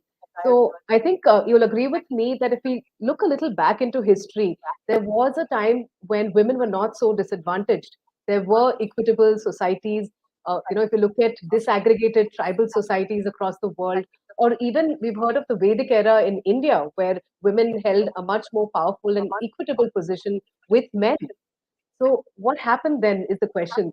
So, I think what's happened over time is that habitations have become more concentrated, more aggregated, and more densely populated, which has led to this so called concept of organized society and organized religion.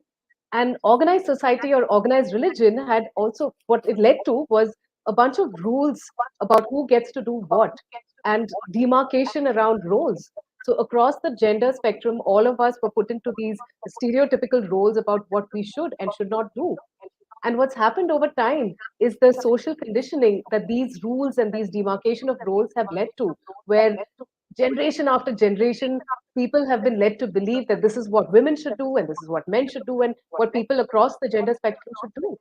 And I think that's where we are in this journey today, where we are trying to move forward, where there are certain undercurrents which are playing against us. And those undercurrents are not just society's beliefs about what we should be doing, but our own beliefs as well.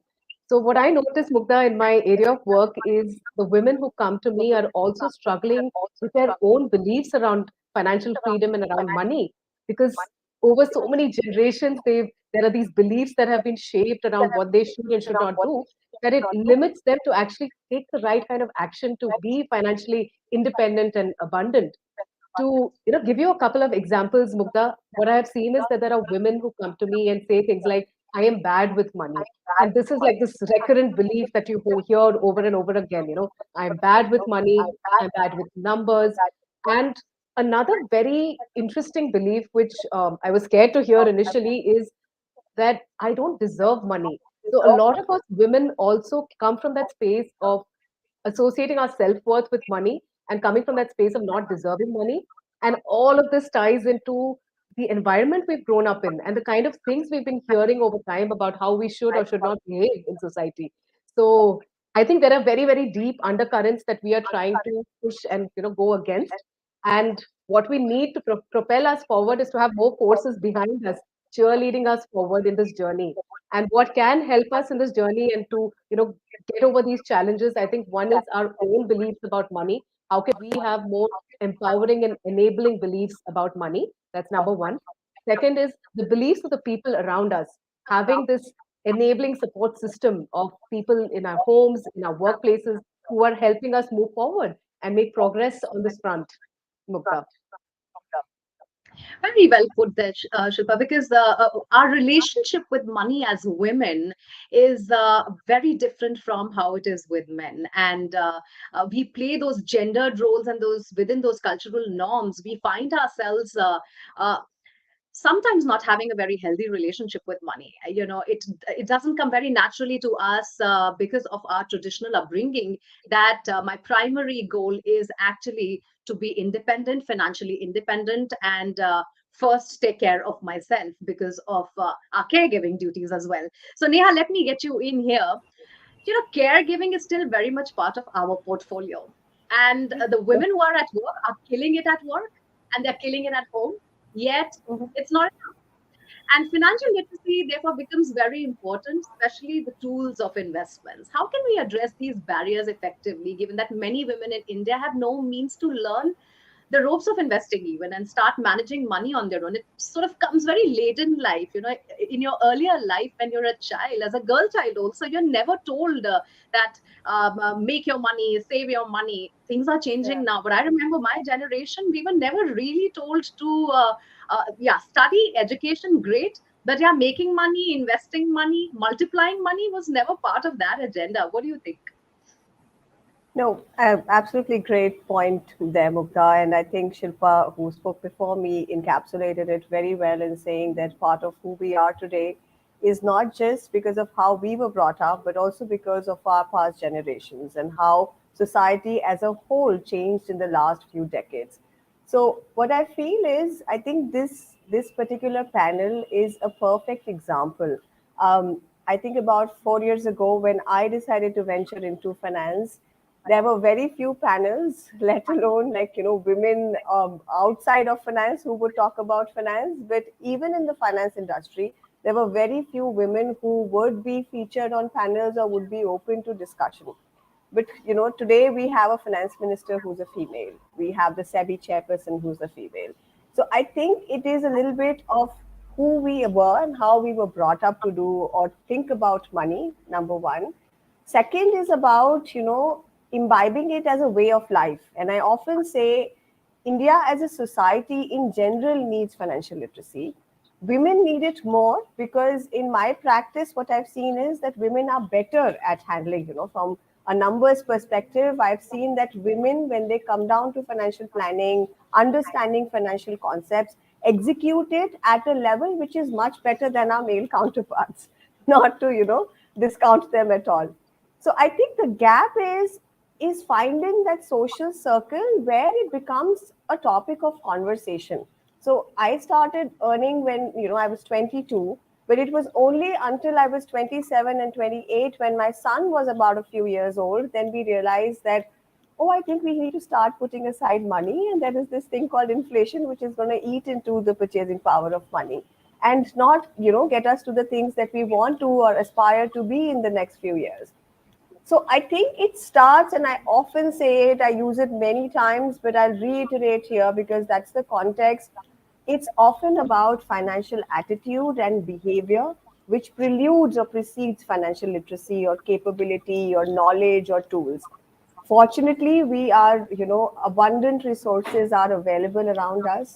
Today, there are exclusive women run communities that focus on financial freedom, financial wellness, financial independence for women, with sometimes that inherent apprehension to say, like you said, I may not be good at managing my money. Or for example, for a leading tech, company, when we were doing some work around tax planning for women, I asked the ladies after that, I said, should you be doing your financial planning? And all of them nodded. But unfortunately, when I raised the second question and I said, will you be doing it? There was still a lot of apprehension because society as a whole, women traditionally walk into banks and say, my father or my husband or my brother is going to help me with that. And that's the mindset shift that we need to address. And I think this panel again is a perfect example for many women like us outside, especially from non-finance backgrounds, because I'm a perfect example. I came from the tech space and now I found my footing in the finance space to say, a, finance is important for everyone. It, irrespective of which strata of society you come from, irrespective of what education background you come from, it is not exclusive to a certain class. So the sooner you take charge of it, the better it is, because all of us understand the time value of money. And I think the time value of financial knowledge is as relevant as the time value of money. So I'll stop with that, Putta. Very well said. Very well said there, Neha. You know, the interesting bit is you mentioned about you asking a bunch of women, are they going to save? It's very interesting to see that while women are earning and they're making their monies, but the decision where that money will be invested is also not with them in several households. It's, of course, the men who, or the family as a whole, that takes a decision. So the while there is financial independence, but the freedom of what to do with that money perhaps is not there. And secondly, I also feel interestingly, women take more breaks, of course, than men, and therefore they need to learn about investment much more than men, because the time during which they are not working, that money that they have earned all this while can actually be put into various tools that can compound it, right? Jasmine, let me get you in. Mutual funds, let's talk about them. Mutual funds are often recommended as a beginner friendly investment option, and they fit the women portfolio as well. What advice would you give to women new to investing to effectively begin their mutual fund journey? Therefore, even with limited financial knowledge and at times even with the limited resources. Yes, thank you, Mugda. Um, I think the best way for women to start their investment journey is to start small and to start early. I think now we have technological support available where we have uh, possibilities for women to start their investments with as small as 100 rupees into mutual funds, into SIPs, learn, upgrade, and then build up their portfolio. So I think bite sized finance, as we usually call it. When I say bite, of course, it means small and microfinance, but it also means BYTE bite, which means it is enabled by technology. So when we say bite-sized finance, I think that's the best way for women to start building up their financial portfolio. Because one thing is, we have the statistics which says 60 million women in India are digitally active.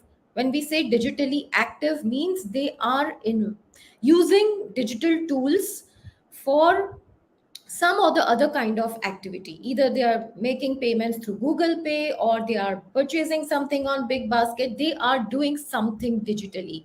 That means they have the digital acumen to get started financially as well. And with so many challenger banks, new banks, and digital banks coming up, I think the opportunities for women are immense. Because one thing is, when women never had these opportunities, financial advisory services are considered to be very expensive, and something that women who want to start fresh and small, they cannot afford.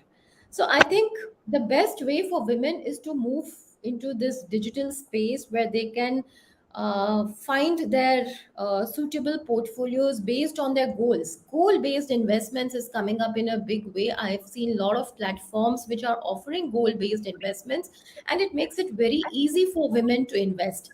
They just have to decide the goal as to child education is the goal. Okay, I need to save so much for what I need for my child's education after 15 years. Or this is what I want to save for my retirement. This is what I need to build a corpus for. I think starting small and starting digitally is the best way for women to start their financial journey. Thank you for that point, Jasmine. A lot of times, women also struggle speaking to men financial advisors, and now it's so wonderful to see so many women financial advisors, and you ladies are doing some fantastic rocking jobs, because a woman when goes to a woman financial advisor, it's a different picture. There is empathy, there is also understanding, and then I think you're able to break that ice much sooner, and they're able to ask the right questions. So I think for that, a big round of applause for all of you, that you're doing a fantastic job. Vidhi, if I may come to you for the next question, which is for women who may be hesitant about investing, what are the key advantages of mutual funds that make them an accessible and low barrier entry point to the world of finance? And how can women choose the right mutual funds that align with their financial goals and risk tolerance, especially given the diversity of funds available and there is so much in the market? Sure. So, just to begin with, first I think it's the terminology, things like risk tolerance, diversity. Terms like this, tend to alienate people rather than bringing them closer to mutual funds. When I started, I was also an outsider to finance.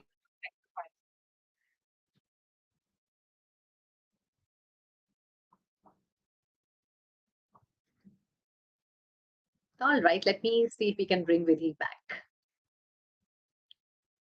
We'll give it 5 seconds, but if not, Vidhi will join and then we can take the question again with her. Shilpa, you want to chime in on this question while Vidhi is joining? Sure, happy to do that. So, speaking about women and mutual funds, I think mutual funds are a great way for women to get started on their investment journey. I think, like even Jasmine was saying, that you get to start with very, very small amounts. That's number one. And second is that Right. mutual funds offer you a lot of ease and convenience and flexibility when it comes to, how much to invest, when to invest, and it's not like there's a rigidity around even your redemptions. You can redeem it when you want. Right. So this flexibility is something that is amazing, number one. And the second bit around this, Mugda, is also that mutual funds makes it easy for people like women like us who don't want to get into timing the markets and trying to understand each and every company stock so deeply. We all know that the stock market universe is so huge. So especially for equity, I believe that when we're thinking about our long-term goals and we want to beat inflation, this is a great way to get started on your equity investing journey. Yeah, and to Also, add, Shilpa, yes, absolutely, absolutely. Go ahead. um, while it is difficult for women to navigate the world of mutual funds, 2,500 mutual fund schemes, it's not easy for any woman to understand and start, right? I think sachetization of mutual funds into small portfolios can actually make it easy for women. Now, each portfolio may comprise of 4 to 5 mutual fund schemes, which are similar in nature and which may help achieve a particular goal. I think when that comes into the picture, the investment decision for a woman becomes very easy because otherwise it is a huge world which is not easy to understand to start with. I think as she gains experience over a period of time, and I think they can also start with passive funds to start with. And once they gain experience, knowledge, they can, of course, go for more Mm. complex mutual fund schemes also available in the market. See, women are considered to be great savers. But when it comes to investments, I think they always look for safer options. So I think to start with liquid funds or debt mutual funds can be a good start, and then they can push themselves towards equity funds and small cap funds as well. Super. Vidhi is also back. Vidhi, Yeah. you want to continue with your answer? So, if you could just tell me till how long was I audible, then I can continue from there. You can start from the very start. Thank you so much. Right, like so, I was saying that first I think that the terminology, when we use terms like risk tolerance, etc., that's what really alienates us. If you're new to the Correct. industry, we are new to starting our investment journeys. We need to make sure that these terms that common people use is savings. If my grandmother used to save, she used to save in a gullab. My mother used to save in LICs, and now I save through SIPs. So the question is, where is the best and the easiest way to save? So mutual funds today offer the benefits that outweigh any kind of investments that are done for common people or for common women who have just started earning. And mutual funds, like Jasmine pointed out, have a very low entry point. I can start saving today with just 100 rupees. I don't need any kind of financial or medical underwriting. Mutual funds are very transparent, very liquid, meaning if I put my money today, I can see what is the value tomorrow, I can take it out tomorrow. And like Neha pointed out, right, like there are women who don't have control over their finances. But when they enter the mutual fund industry, the redemption has to come back necessarily to the bank account. This creates a sort of independence and safety कि मेरे पैसे मेरे पास ही रहेंगे, that's a safety that it sort of creates. So I feel like all these things make mutual funds one of the best saving products across the world, like mutual funds overall. Giving you an example of our platform, like so at Z Funds, our best selling platform is 100 rupees daily SIP.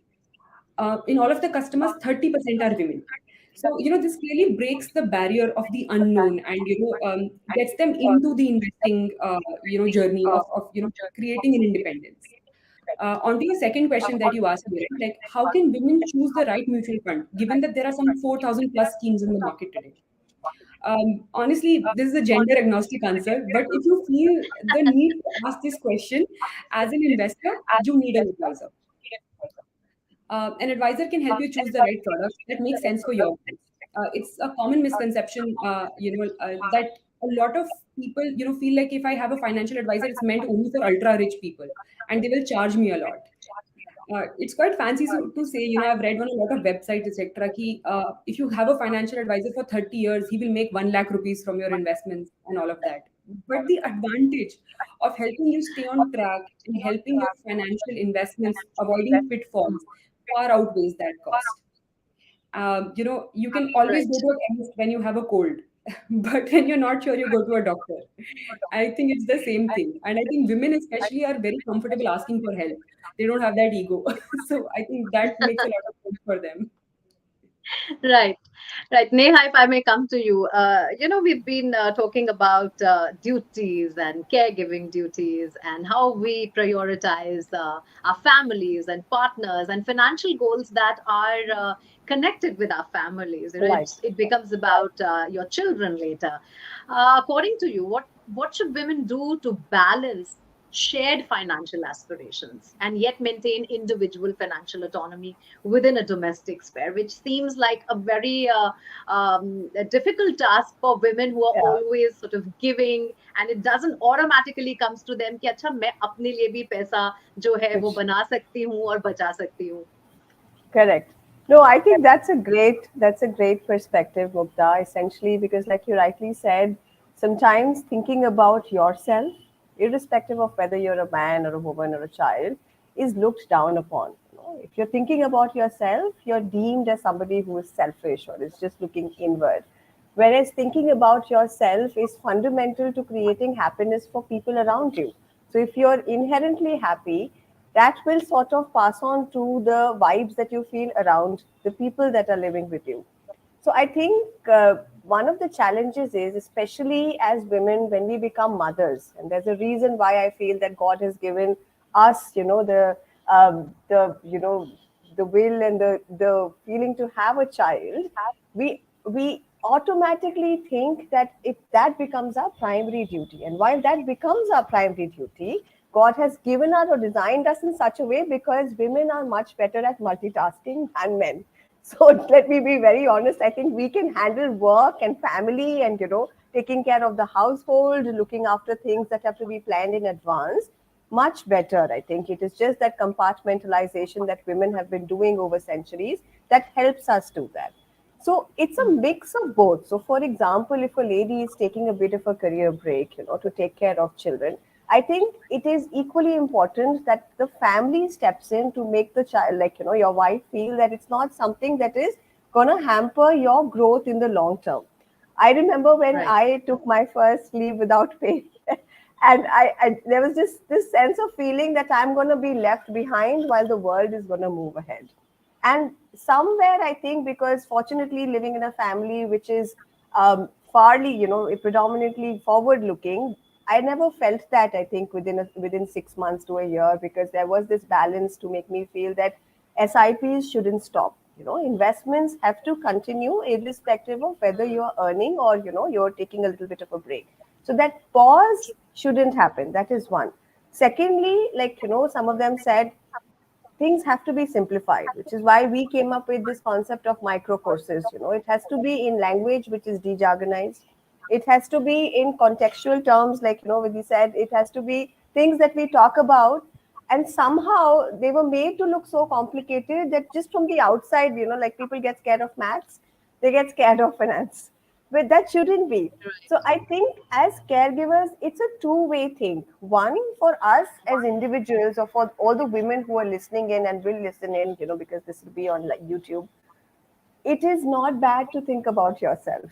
It is equally important to have self care, to think about your future. What is it that you need?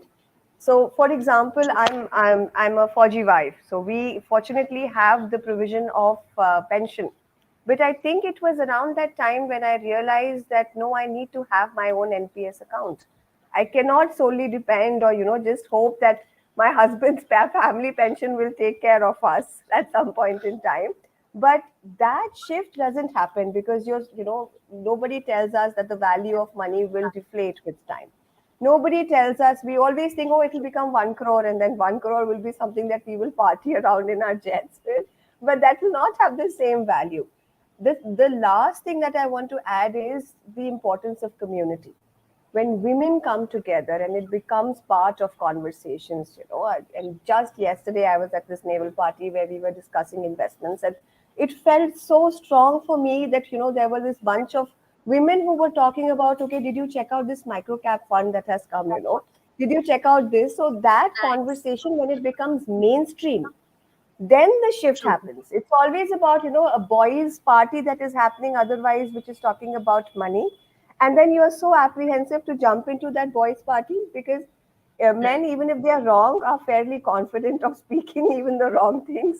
Whereas women, unfortunately, sometimes, get apprehensive even if they're speaking the right things. So I think it will happen more with programs like these, when more inclusion happens, when more women become mainstream. SEBI fortunately has said that 20% of all work that has to be done this financial year has to be done exclusively for women.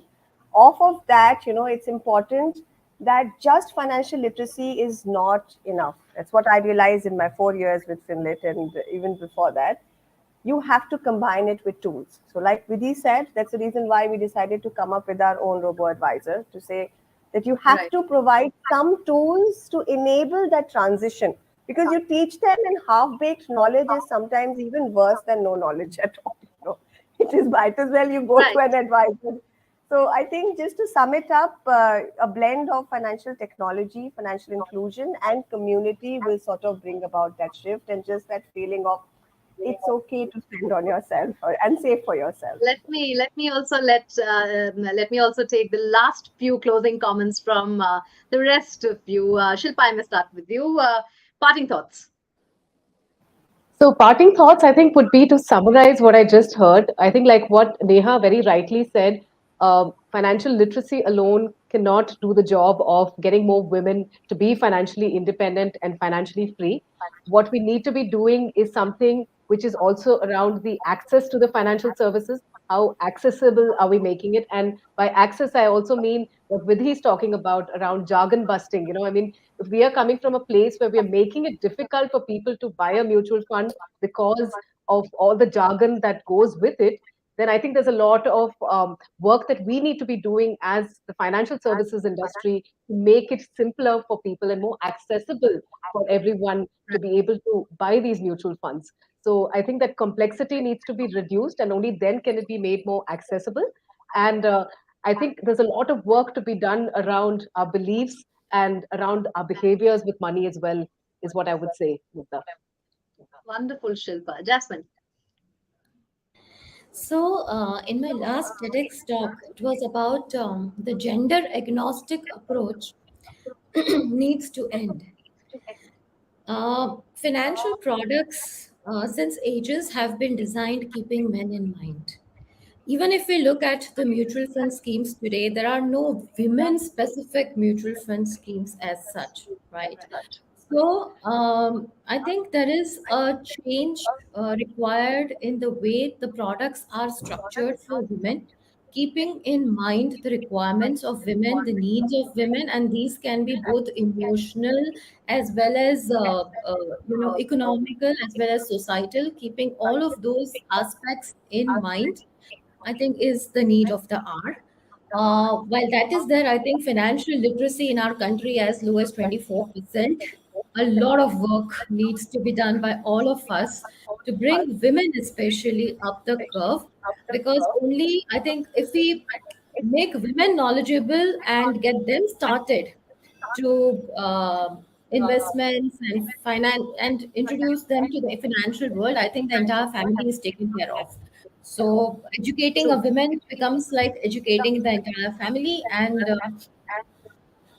I think action is most important. It's most, I think Neha and Vidhi and everybody said action is most important. While we do our financial literacy initiatives, it's also very important for us that we guide women to take action and support them in their journey for financial independence. Only then I think we can make them financially fit, financially free, and financially fearless. Fantastic. With the closing thoughts, the investment landscape is constantly changing. What do you have to suggest to our audience? So a lot of people say that the markets ups and downs. What should we do? Where do we invest? How do we make the right choice? So mutual funds adjust to markets ups and downs intrinsically. That's the beauty of this product.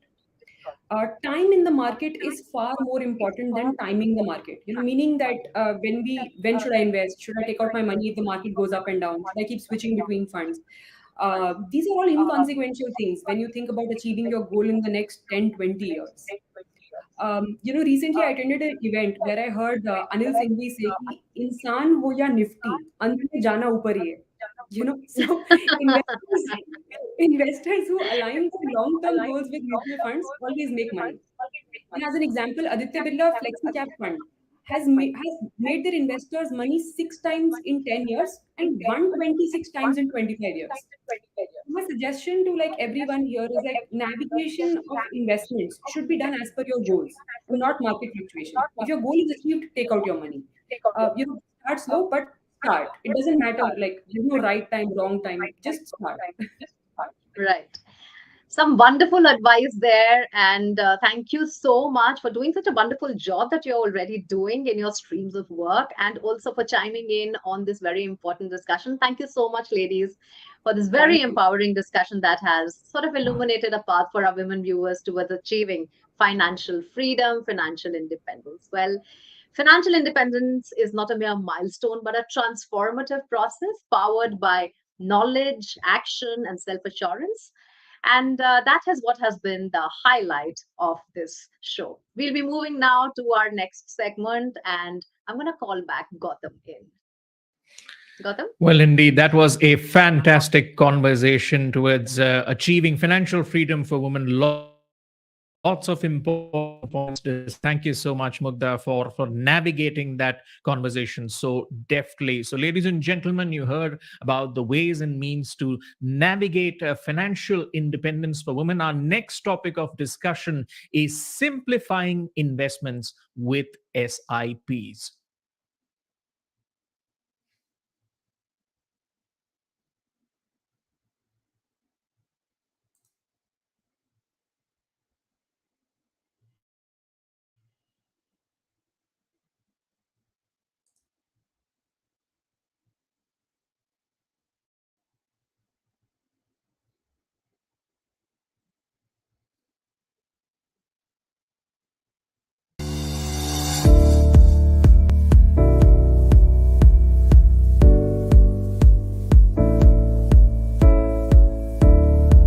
We believe that a determined woman can move mountains, and with wings of encouragement, she can soar higher than ever. We want to be those wings, so she never has to be dependent on others. And that's the thought that has led us to curating India's first women-oriented financial literacy platform. Introducing For Her. So what makes For Her a unique platform for women? It's a one-stop website for women eager to be financially independent. The platform acts as a smart guide to help women not just manage their finances, but also grow their wealth. There are 4 important sections on the site that enable women to get a hold of their finances with ease. Read, watch, listen, and learn. Let us quickly take you through the website so you can get started on making the most of it. To kickstart, all you need to do is create an account by clicking on the Create Account tab. Once your account is created, you would be able to enjoy personalized content through the various sections. Under Read, you can enjoy a repository of informative articles on investing and finance. If you are on the move, you can tune into our engaging podcasts through the Listen section. If you would rather watch, you can click on the Watch section and enjoy a wide array of curated videos. That's not all. You can learn using the learning modules to better equip yourself. What's more, you will get a certificate of completion on successfully taking up a module. The Smart Selfie option under Tools and Calculators lets you create a goal card to help you stay motivated to achieve your goals. You also get to collect redeemable points for reading, watching and listening, liking and sharing the content. These points can be utilized under the Redeem section on the dashboard. The Rewards section brings you a progress report, an overview of your rewards, offers, certificates and more.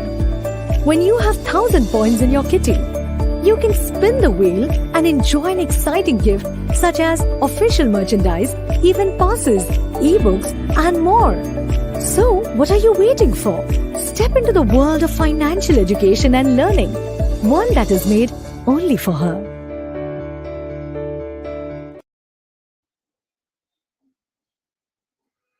You've been watching Nivesh Mahakumbh 2023, where we have discussed everything from reimagining retirement to a masterclass on investments to financial independence for women. Onwards now to our last item on the agenda, which is a panel discussion which specifically focuses on the dynamics of SIPs. And to set the context, embarking on an investment journey without a clear understanding of your asset allocation, well, that's similar to a road trip without a defined destination. While there may be many instances where venturing into unfamiliar territory imparts valuable life lessons, you will ultimately end up lost or compelled to return to your starting point. When it comes to investments, the path can only be determined once the goal has been solidified and you possess an awareness of your current financial situation. Now, this is where asset allocation becomes crucial. But discovering the perfect asset allocation can be challenging. When unraveling the mysteries of asset allocation, various factors be considered, including risk tolerance, investment objectives, prevailing market volatility, asset correlation, time horizon, and asset class availability. Now, mutual fund systematic investment plans, or SIPs, can serve as a practical tool for implementing asset allocation strategies. So, in this segment, we will explore how SIPs can streamline the complexities of asset allocation for retail investors.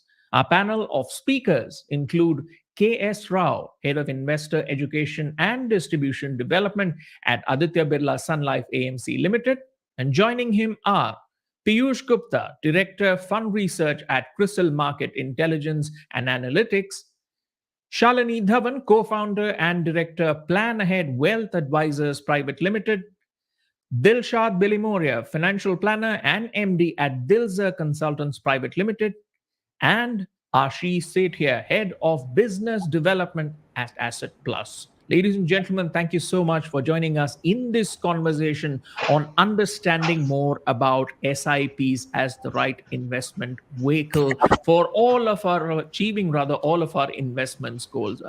Mr. Rao, let's start with you for the basics. How do SIPs help retail investors overcome the challenges of market timing and volatility while ensuring disciplined and consistent investment contributions? Because the temptation is always to time the market, but the philosophy is always to stay invested and keep investing towards your goals. So your views on this? Thank you so much, Gautam. Good afternoon to my co-panelists and good afternoon to all the audience. Thanks to HT for having us at Nivesh Mahakumbh, and this is always a pleasure. And it's being the last panel, and I'm sure we are eating out to your lunchtime. But thanks for this question on the retail. I mean, retail participation and looking at the markets and timing in the market, not the time in the market, not timing in the market. And this is where the purpose comes of the SIP, which is, it's a tool, which is a methodology, which can be a fixed amount of money every month or periodically a fixed term. We invest in the mutual funds. And if we can look at the popularity of this simple tool has made, big impact in the market today. It's today asset management companies together, we have a 6.8 crores of SIP accounts and which we have an AUM of little over 8.5 lakh crores of assets managed in the mutual funds coming through the SIP, which is around 15,500 crores of SIP book which is coming in. And this popularity has come because one is increased financial literacy and increased awareness across, and thanks to the medium like HT and the way you all doing the work. And it's then thanks to our fantastic advisors who are looking at goal-based investment has become a theme, and SIP is the best way which suits one goal, one SIP, and you can have a multiple goals, multiple SIPs. It is then the innovation in the industry which has come is the value additions like a step up SIP or turbo SIP or Swatantra SIP, or it's a Sampurna SIP kind of it. It's it is always said there is Peter Lynch who said far more money is lost in the market. We are waiting for the corrections or anticipating the corrections, and then the correction itself. And SIP has made a tool which has made, I think earlier in one of the panelists who said, it is once you are automating your investments, you are less emotional and your money gets into a disciplined way, you are investing into the mutual funds. And, I quote here the Nick Murray's one of the statements, which he says, the three qualities to accomplish superior returns always is faith, disciplines, and the patience. And here this gives the discipline and this gives the patience, and that's where the faith in the industry made industry of the SIPs today. Absolutely. Patience and discipline, two paramount factors, especially considering the investment journey is long for many people. Let's try to also get a more understanding tone of the conversation so that for a lot of the viewers who are new to this investment world, they can kind of catch up to the concept. So, Piyush, let me get you in on that. If you could explain the concept of systematic investment plans and how, in a sense, they differ from lump sum investments in mutual funds, especially when it comes to meeting specific financial goals. Yeah. So essentially, lump sum investment and SIP are the two modes of investments, two options that the mutual fund investors have for investing into mutual funds. Lump sum, as the term anyway indicate, it's a way to invest large sum of money. If at any point in time an investor has a relatively large sum of money, they can deploy it as a one-time investment. But that may not be the case every time. These are less frequent events where an investor would have large sum of money. SIP, on the contrary, allows an investor to set aside a small sum of money and invest at a regular interval of time. The way it works is you define a period of time for which you want to go for SIP. Say, let's assume investor goes for 1 year. They can define the interval at which that sum of money gets deployed into the mutual fund. There are various frequencies which are available. It could be fortnightly, monthly, quarterly. The most favored option is typically monthly because that kind of aligns with the monthly income that most of the salaried individuals get. So they can keep aside a small sum of money and it can get invested at a regular interval of time. It also allows investor to participate at different points in time. It's not like you are kind of timing the market. You are participating at each and every level, be it high or low, which also in a way helps the investor in diversifying their overall investment from the timing perspective. In a nutshell, SIP is a combination of multiple one-time investments that typically one would do. And the benefit, of course, is that you have to give just one-time instruction and you can participate in market at different points in time through these multiple investment intervals. All right, expanding that conversation around diversification, Shalini, let me bring you in for that to get your views on, the role that mutual funds play in helping retail investors diversify their portfolio. And in that context, how can SIPs facilitate gradual diversification over time? Your thoughts? Right. Thanks for having me participate. It's a pleasure. Yes. Today, so we have in India, in mutual fund schemes which invest in the background in Indian equity markets or in the Indian bond markets, also in gold, and also some mutual fund schemes may invest internationally. So. When an investor wants to take a decision that I have a 100 rupees, for example, just academically speaking, and I want to put half of my money into, say, risky assets and half of my money into conservative assets, they have they can decide that I have 5,000 rupees or 10,000 rupees, and 5,000 can go into equity mutual fund schemes, 5,000 can go into debt mutual fund schemes, and within that 5,000 on equity also there can be many different choices that they have, or some amount of money they want to invest into gold because they identify it as an investment for a certain goal they want to assign it to. So because there are a plethora of schemes and a plethora of choices that the investor has today, without doubt there is a lot of diversification possible, irrespective of the amount that one wants to start with, because you can invest in schemes with as small as 500, and in some schemes as small as 100 rupees you can start an SIP. So and gradually you can build it up, as a, if you are a newer investor, you can possibly start with something more conservative, and then you can kind of read the scheme documents, understand the mutual funds and schemes better by reading a little bit more, and then gradually start adding more SIPs or smaller amounts in a monthly fashion, as explained by the panel, to different kind of asset classes, whether it is equity or debt or gold. And you don't really need to have very big ticket of money to, or very big amounts, saying that I will buy one bond in the market because I want to have conservative or fixed income assets. You can very easily do it through a mutual fund scheme.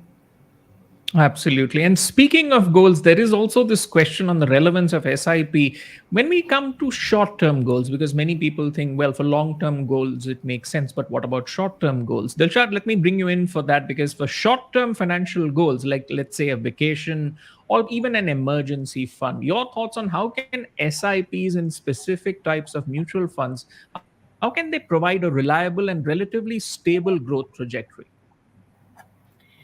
Good afternoon to all of you, and thank you for having me on the show today. I think for short-term kind of goals, arbitrage is a very good investment that one could consider. So these are give you an added edge, I would say, where you get the benefit of taxation of a lower taxation as equity funds, and the safety of a debt fund, right? So you get the benefit of and the volatility is also less. So that's why arbitrage is a very good option for a short term investment, ideally suited for between 6 months to a year.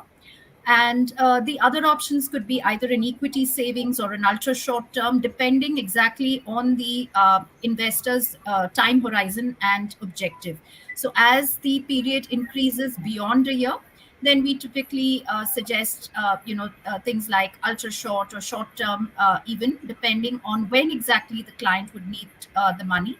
But yes, to answer your question in simple, I think arbitrage is a very good and tax effective investment for short term goal realization. All right, now let's look at the long term goal, which is retirement. We had a panel on that, but I want to bring in the context of this discussion on SIPs, the relevance when it comes to retirement. Ashish, let me bring you in for that. SIPs, well, they're popular among retail investors, but the question is, how can SIPs in various types of mutual funds facilitate disciplined and gradual wealth accumulation for retirement? Your thoughts, Ashish? Sure. Thank you, Gaurav. Good afternoon, everyone. And again, thanks for having me. Now, from a retirement planning perspective, let's assume that retirement is 15, 20, 30 years out in the horizon. Then I think one should consider investing in equity oriented funds like flexi cap or hybrid aggressive funds to build the wealth. But the key point here is about consistency and gradual progress, right? And I think most of the fellow panelists have spoken about it. Now, let me illustrate this with an example. Now, imagine a monthly investment of rupees 5,000 with a 12% annualized return. In the initial decade, the investor puts in about 6 lakh rupees, and by the end of that decade, the amount is about 11.21 lakh rupees. Of course, this is just for illustration purposes, right? Now, moving on to the subsequent 20 years, the invested amount increases by 3 times to 18 lakh rupees. However, the investment value goes up by 14 times to 1.5 crores. So the point I'm trying to make here is if you're with every incremental linear increase in horizon, the investment value goes up by multiple times. So here, 6 lakh rupees invested in 10 years gives you about 11.2 lakh rupees, and 18 lakh rupees invested in 20 years gives you 1.54 crores. So that's where that is how compounding works, right? The entire gain or most of the gain is back ended for last 5-6 years. So in the equation of investing, as all of you know, as all of us know, the time is the most critical factor, followed by amount invested and the potential returns achievable. Now, what we observe is many investors are generally fine with the passage of time, but what often hinders long-term investment is investors' behavior. Now, investors tend to become overly excited or anxious when the markets fluctuate, and they either end up booking profits or losses both too early and quit. Sometimes they return, sometimes they don't. Now, this reminds me of a quote by the Greek philosopher Epictetus, who was actually one of the teachers of Marcus Aurelius, the Roman emperor. So he said, it's not what happens to you, but how you react to it that matters. Now, in this context, investors who can set aside their emotions are the ones who can truly benefit from the wealth building potential of investing through SIPs in equity mutual funds. And finally, I think I can break it down to 5 essential ingredients if one wants to build a wealth for retirement through investing in equities, through investing through SIPs. One, they need to invest in equity oriented mutual funds. Number two, they need to invest for the long term, start as early as possible. Number three, invest regularly. Number four, keep on topping it up wherever possible. And finally, stay invested. Thank you. All right. Harness the power of compounding, but you need time on your side. But Ashish, to your point of setting aside emotional biases or decisions, that seems to be easier said than done because we see markets going on a high or markets going down substantially. And as they say, dil so let me bring in Mr. Rao. Let's circle back the conversation to him because he touched upon this in his starting address on behavioral biases often having an impact on investment decisions. So, Mr. Rao, how do SIPs help investors overcome emotional decision making and help them stick to their financial plans during these markets and ups and downs? Yeah. Thanks, Gautam. I think I'll take it from where Ashish spoke about earlier about the behavioral biases. And probably, there is one quote which is, I think I would like to quote Benjamin Graham, who said the investor's chief problem or worst enemy is he himself or she herself. It is like, this is where the biases will come, and this is where, when market timing is not possible, and when markets are high, we intend to put more money. When markets are low, we intend to take out. We do oppositely. It's investing is always not a number game, but it's also a mind game. And this is where SIP comes in. SIP markets are markets are always rational, and investor is irrational. And this is where SIP comes in. I mean, where you are also have a discipline of staying put and discipline of investing, and you are not get overwhelmed whatever is happening around. And today there is a challenge, right? Today I am challenged with the social media. Today I'm challenged with many other informations. And then last but not the least, the FOMO, fear of missing out, and everyone would like to rush up, which we have seen whether it's a crypto or elsewhere. And SIP is taking all these emotions out, a simple tool which is making you to stay put, and you are investing according to your goals. I think earlier Shalini was talking about how you can base goal-based investment, or when you are looking at short-term goals or long-term goals. When short-term goals, when Dilshad ji was talking, we were just looking at. For me, I put it in a SIP is a way of SIP. It's like, you can use that as a tool. In SIP, we have a three terms, and SIP is a systematic investment plan. But for me, the first S starts for it's a savings. Your short-term goals, you invest in a your debt fund, that it's a short-term goals. I is your investment is for your investing goals, your financial goals, your long-term goals. I think earlier Rashi spoke about your retirement fund. Investing into the your investment goals is a financial goals. But the last one P I also talk about, there is one goal we most of us may not be looking at, but the goal to be a philanthropy. I think it is the COVID we have learned we need to give back to the society. If I can earmark some money, which is one of my investments, can go to the philanthropy. This way, you are not only getting the biases out. This way, you are also getting the holistic approach. I think someone said very nicely, when life blesses financially, don't raise your living standards, but raise your giving standards. Probably that SIP, the last one, the philanthropy piece, we need to look at as one more SIP I can look at. Absolutely. As they say, pay it forward. So hopefully the world becomes a better place as we look to make our lives better through investment options. Let's get back to the basics. Piyush, can you explain the concept of rupee cost averaging and how it contributes to reducing the impact of market fluctuations on the overall cost of investment? Right. So I think we have touched upon the qualitative benefits, which is in the terms of investor biases and systematic, disciplined investing. One of the primary benefit of investing through SIP is rupee cost averaging, and the way it works is you when you're investing over a period of time, there are times when markets will be up. There'll be times when markets are down. As and when you're investing at the time when the markets are up, you are accumulating less number of units. But whenever the markets go down, at that time, if you invest, the number of units which are accumulated are more. So in a way, over a period of time, you accumulate units at a higher number of units at lesser price and lesser number of units at more higher price. And that's how the rupee cost averaging works. If I were to explain it with the help of example, let's assume investor has opted for a SIP of say 10,000 rupee for a period of 12 months. Let's assume the first investment happens at an NAV of say 20. That means the investor accumulates 500 units in the first installment. For the purpose of illustration, let's assume the next month the NAV goes down to 10 rupees. At that time, the investor would accumulate 1,000 units. Now, if you look at the NAV for the two installment, the average price comes out to be 15 rupees. But when you look at the total amount that has been invested, it's 20,000 rupees. Uh, and the number of units which have been accumulated is 1,500 units. If you take a ratio of that, the weighted average price comes out to be 13 rupees, 13.33 rupees. So effectively, you are purchasing or accumulating units at a more efficient manner at a price which is lesser than the average price during the course of the SIP. All right, let's get some more knowledge in for our audience because they hear a lot of terms, especially when it comes to investment vehicles. So, let Shalini, if you can elaborate on the concept of top-up SIPs and how they allow investors to adjust their SIP contribution as their income increases. Right. So top up is a what you can say a variance or a functionality on a SIP plan.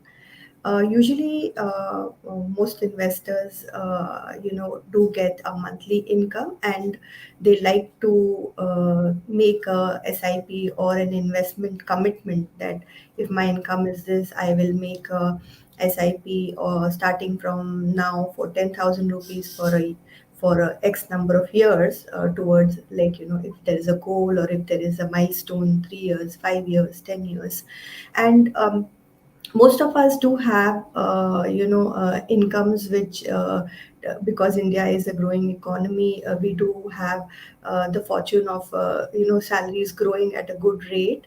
The top up SIP is a instruction that you give or you commit to, saying that if I start with an SIP of 10,000 rupees, for example, I can say that, after a year or after 6 months, please, top up my SIP by a certain amount, so 1,000.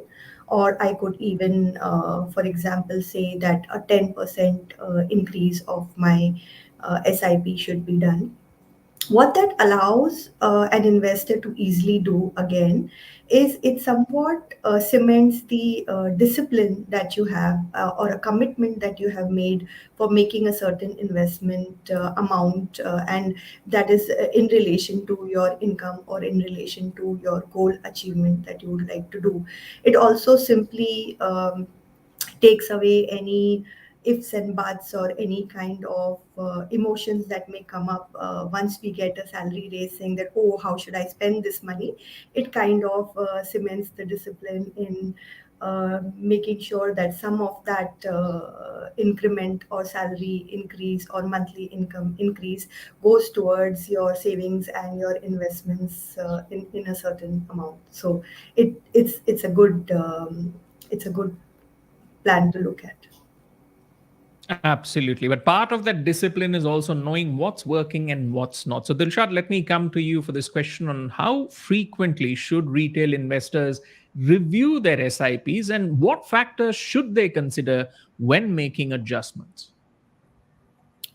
Right. So I think in the market that we are in today, where everything is buoyant and going up, I think the discipline on understanding how well your SIP is performing and whether profit booking needs to be done. So yes, one is definitely look at a profit booking as one instance where you need to relook at your SIPs, or possibly rebalance the portfolio because of your asset allocation not being in line with your risk profile. Or it could be also a reason where you are nearing one of your goals or two of your goals, and you had earmarked certain SIPs for those goals, and therefore you need to take a kind of a stock or a check on what needs to be done today to ensure that these SIPs are going to be lesser volatile compared when the goal actually realizes. So typically 6 months before the goal, we recommend that people move it from an equity kind of investment to something which is less volatile, to ensure that their portfolio is protected, and when the money is actually needed, it is available without any fall in value or less volatility as such. All right, let's tie up some loose ends in this conversations before we wrap up. Ashish, your point of view on the role that equity-linked savings schemes or ELSS play in tax planning, and how can SIPs in ELSS funds offer a tax-efficient way to save for long-term financial goals? Sure, Gautam. So I think ELSS is, in my view, the single best product in Indian financial landscape, right? And I'll give you three reasons why I think so. So first of all, if I compare it with other tax saving options, it comes with a minimum locking period. So you take 5-year fixed deposit or NSC or insurance or PPF. ELSS is the only one which has only 3 years of lock-in. Number two, it is very convenient to set up an SIP in an ELSS as compared to, let's say, PPF or again NSC or FDs, right? You just have to go fill a form, sign a mandate. You can do one monthly, weekly, quarterly, or even annual SIPs. The third and the most important thing is an impressive track record. And here again, let me give an example. So let's assume we started investing in ELSS in 2009. I'm taking 2009 because I'm comparing this with PPF, which has a 15-year horizon, right? So let's say I invested 1 lakh rupees in PPF starting 2009. So by 2023, I would have invested about 15 lakh rupees, and the value today is about 27 lakh rupees. Now, alternatively, if I have taken any ELSS scheme, right? I'm here not even talking about the best performing scheme, any ELSS scheme, the lowest return has been about 38 lakh rupees, and the best return is about 63 lakh rupees. So the fact of the matter is the lowest performing ELSS scheme has done 40% better than PPF, right? On an average, it has done 65%, 62% better. And I don't even want to talk about the highest performing scheme, right? So I think in that perspective, I think that's why I said ELSS is probably one of the best financial instruments available in India. Too bad that going forward, I think the in the new text in the new text code it might not be it's not there. All right. So the other thing here is if we look at a typical investor behavior into tax saving investments, it is noticeable that many investors rush during the final months of the financial year to meet their tax planning requirements. Now, here I would recommend a slightly different approach. At the start of a financial year, one should divide their desired LSA savings by 12 and initiate the SIP right in the month of April.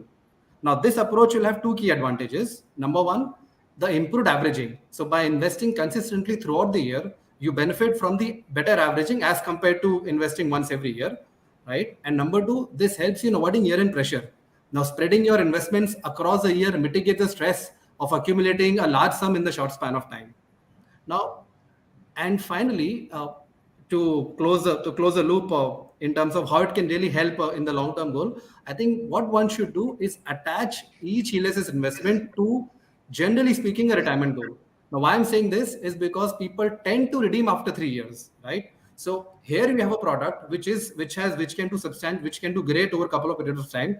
You have you are forced to not we are forced not to redeem before 3 years. I mean, you can't help it, right? And after that, if you attach a goal of retirement specifically, then I think it's a great nudge for people not to redeem for years to come, right? So in the end, I can only say that one should have an investment horizon of PPF, but invest in ELSS.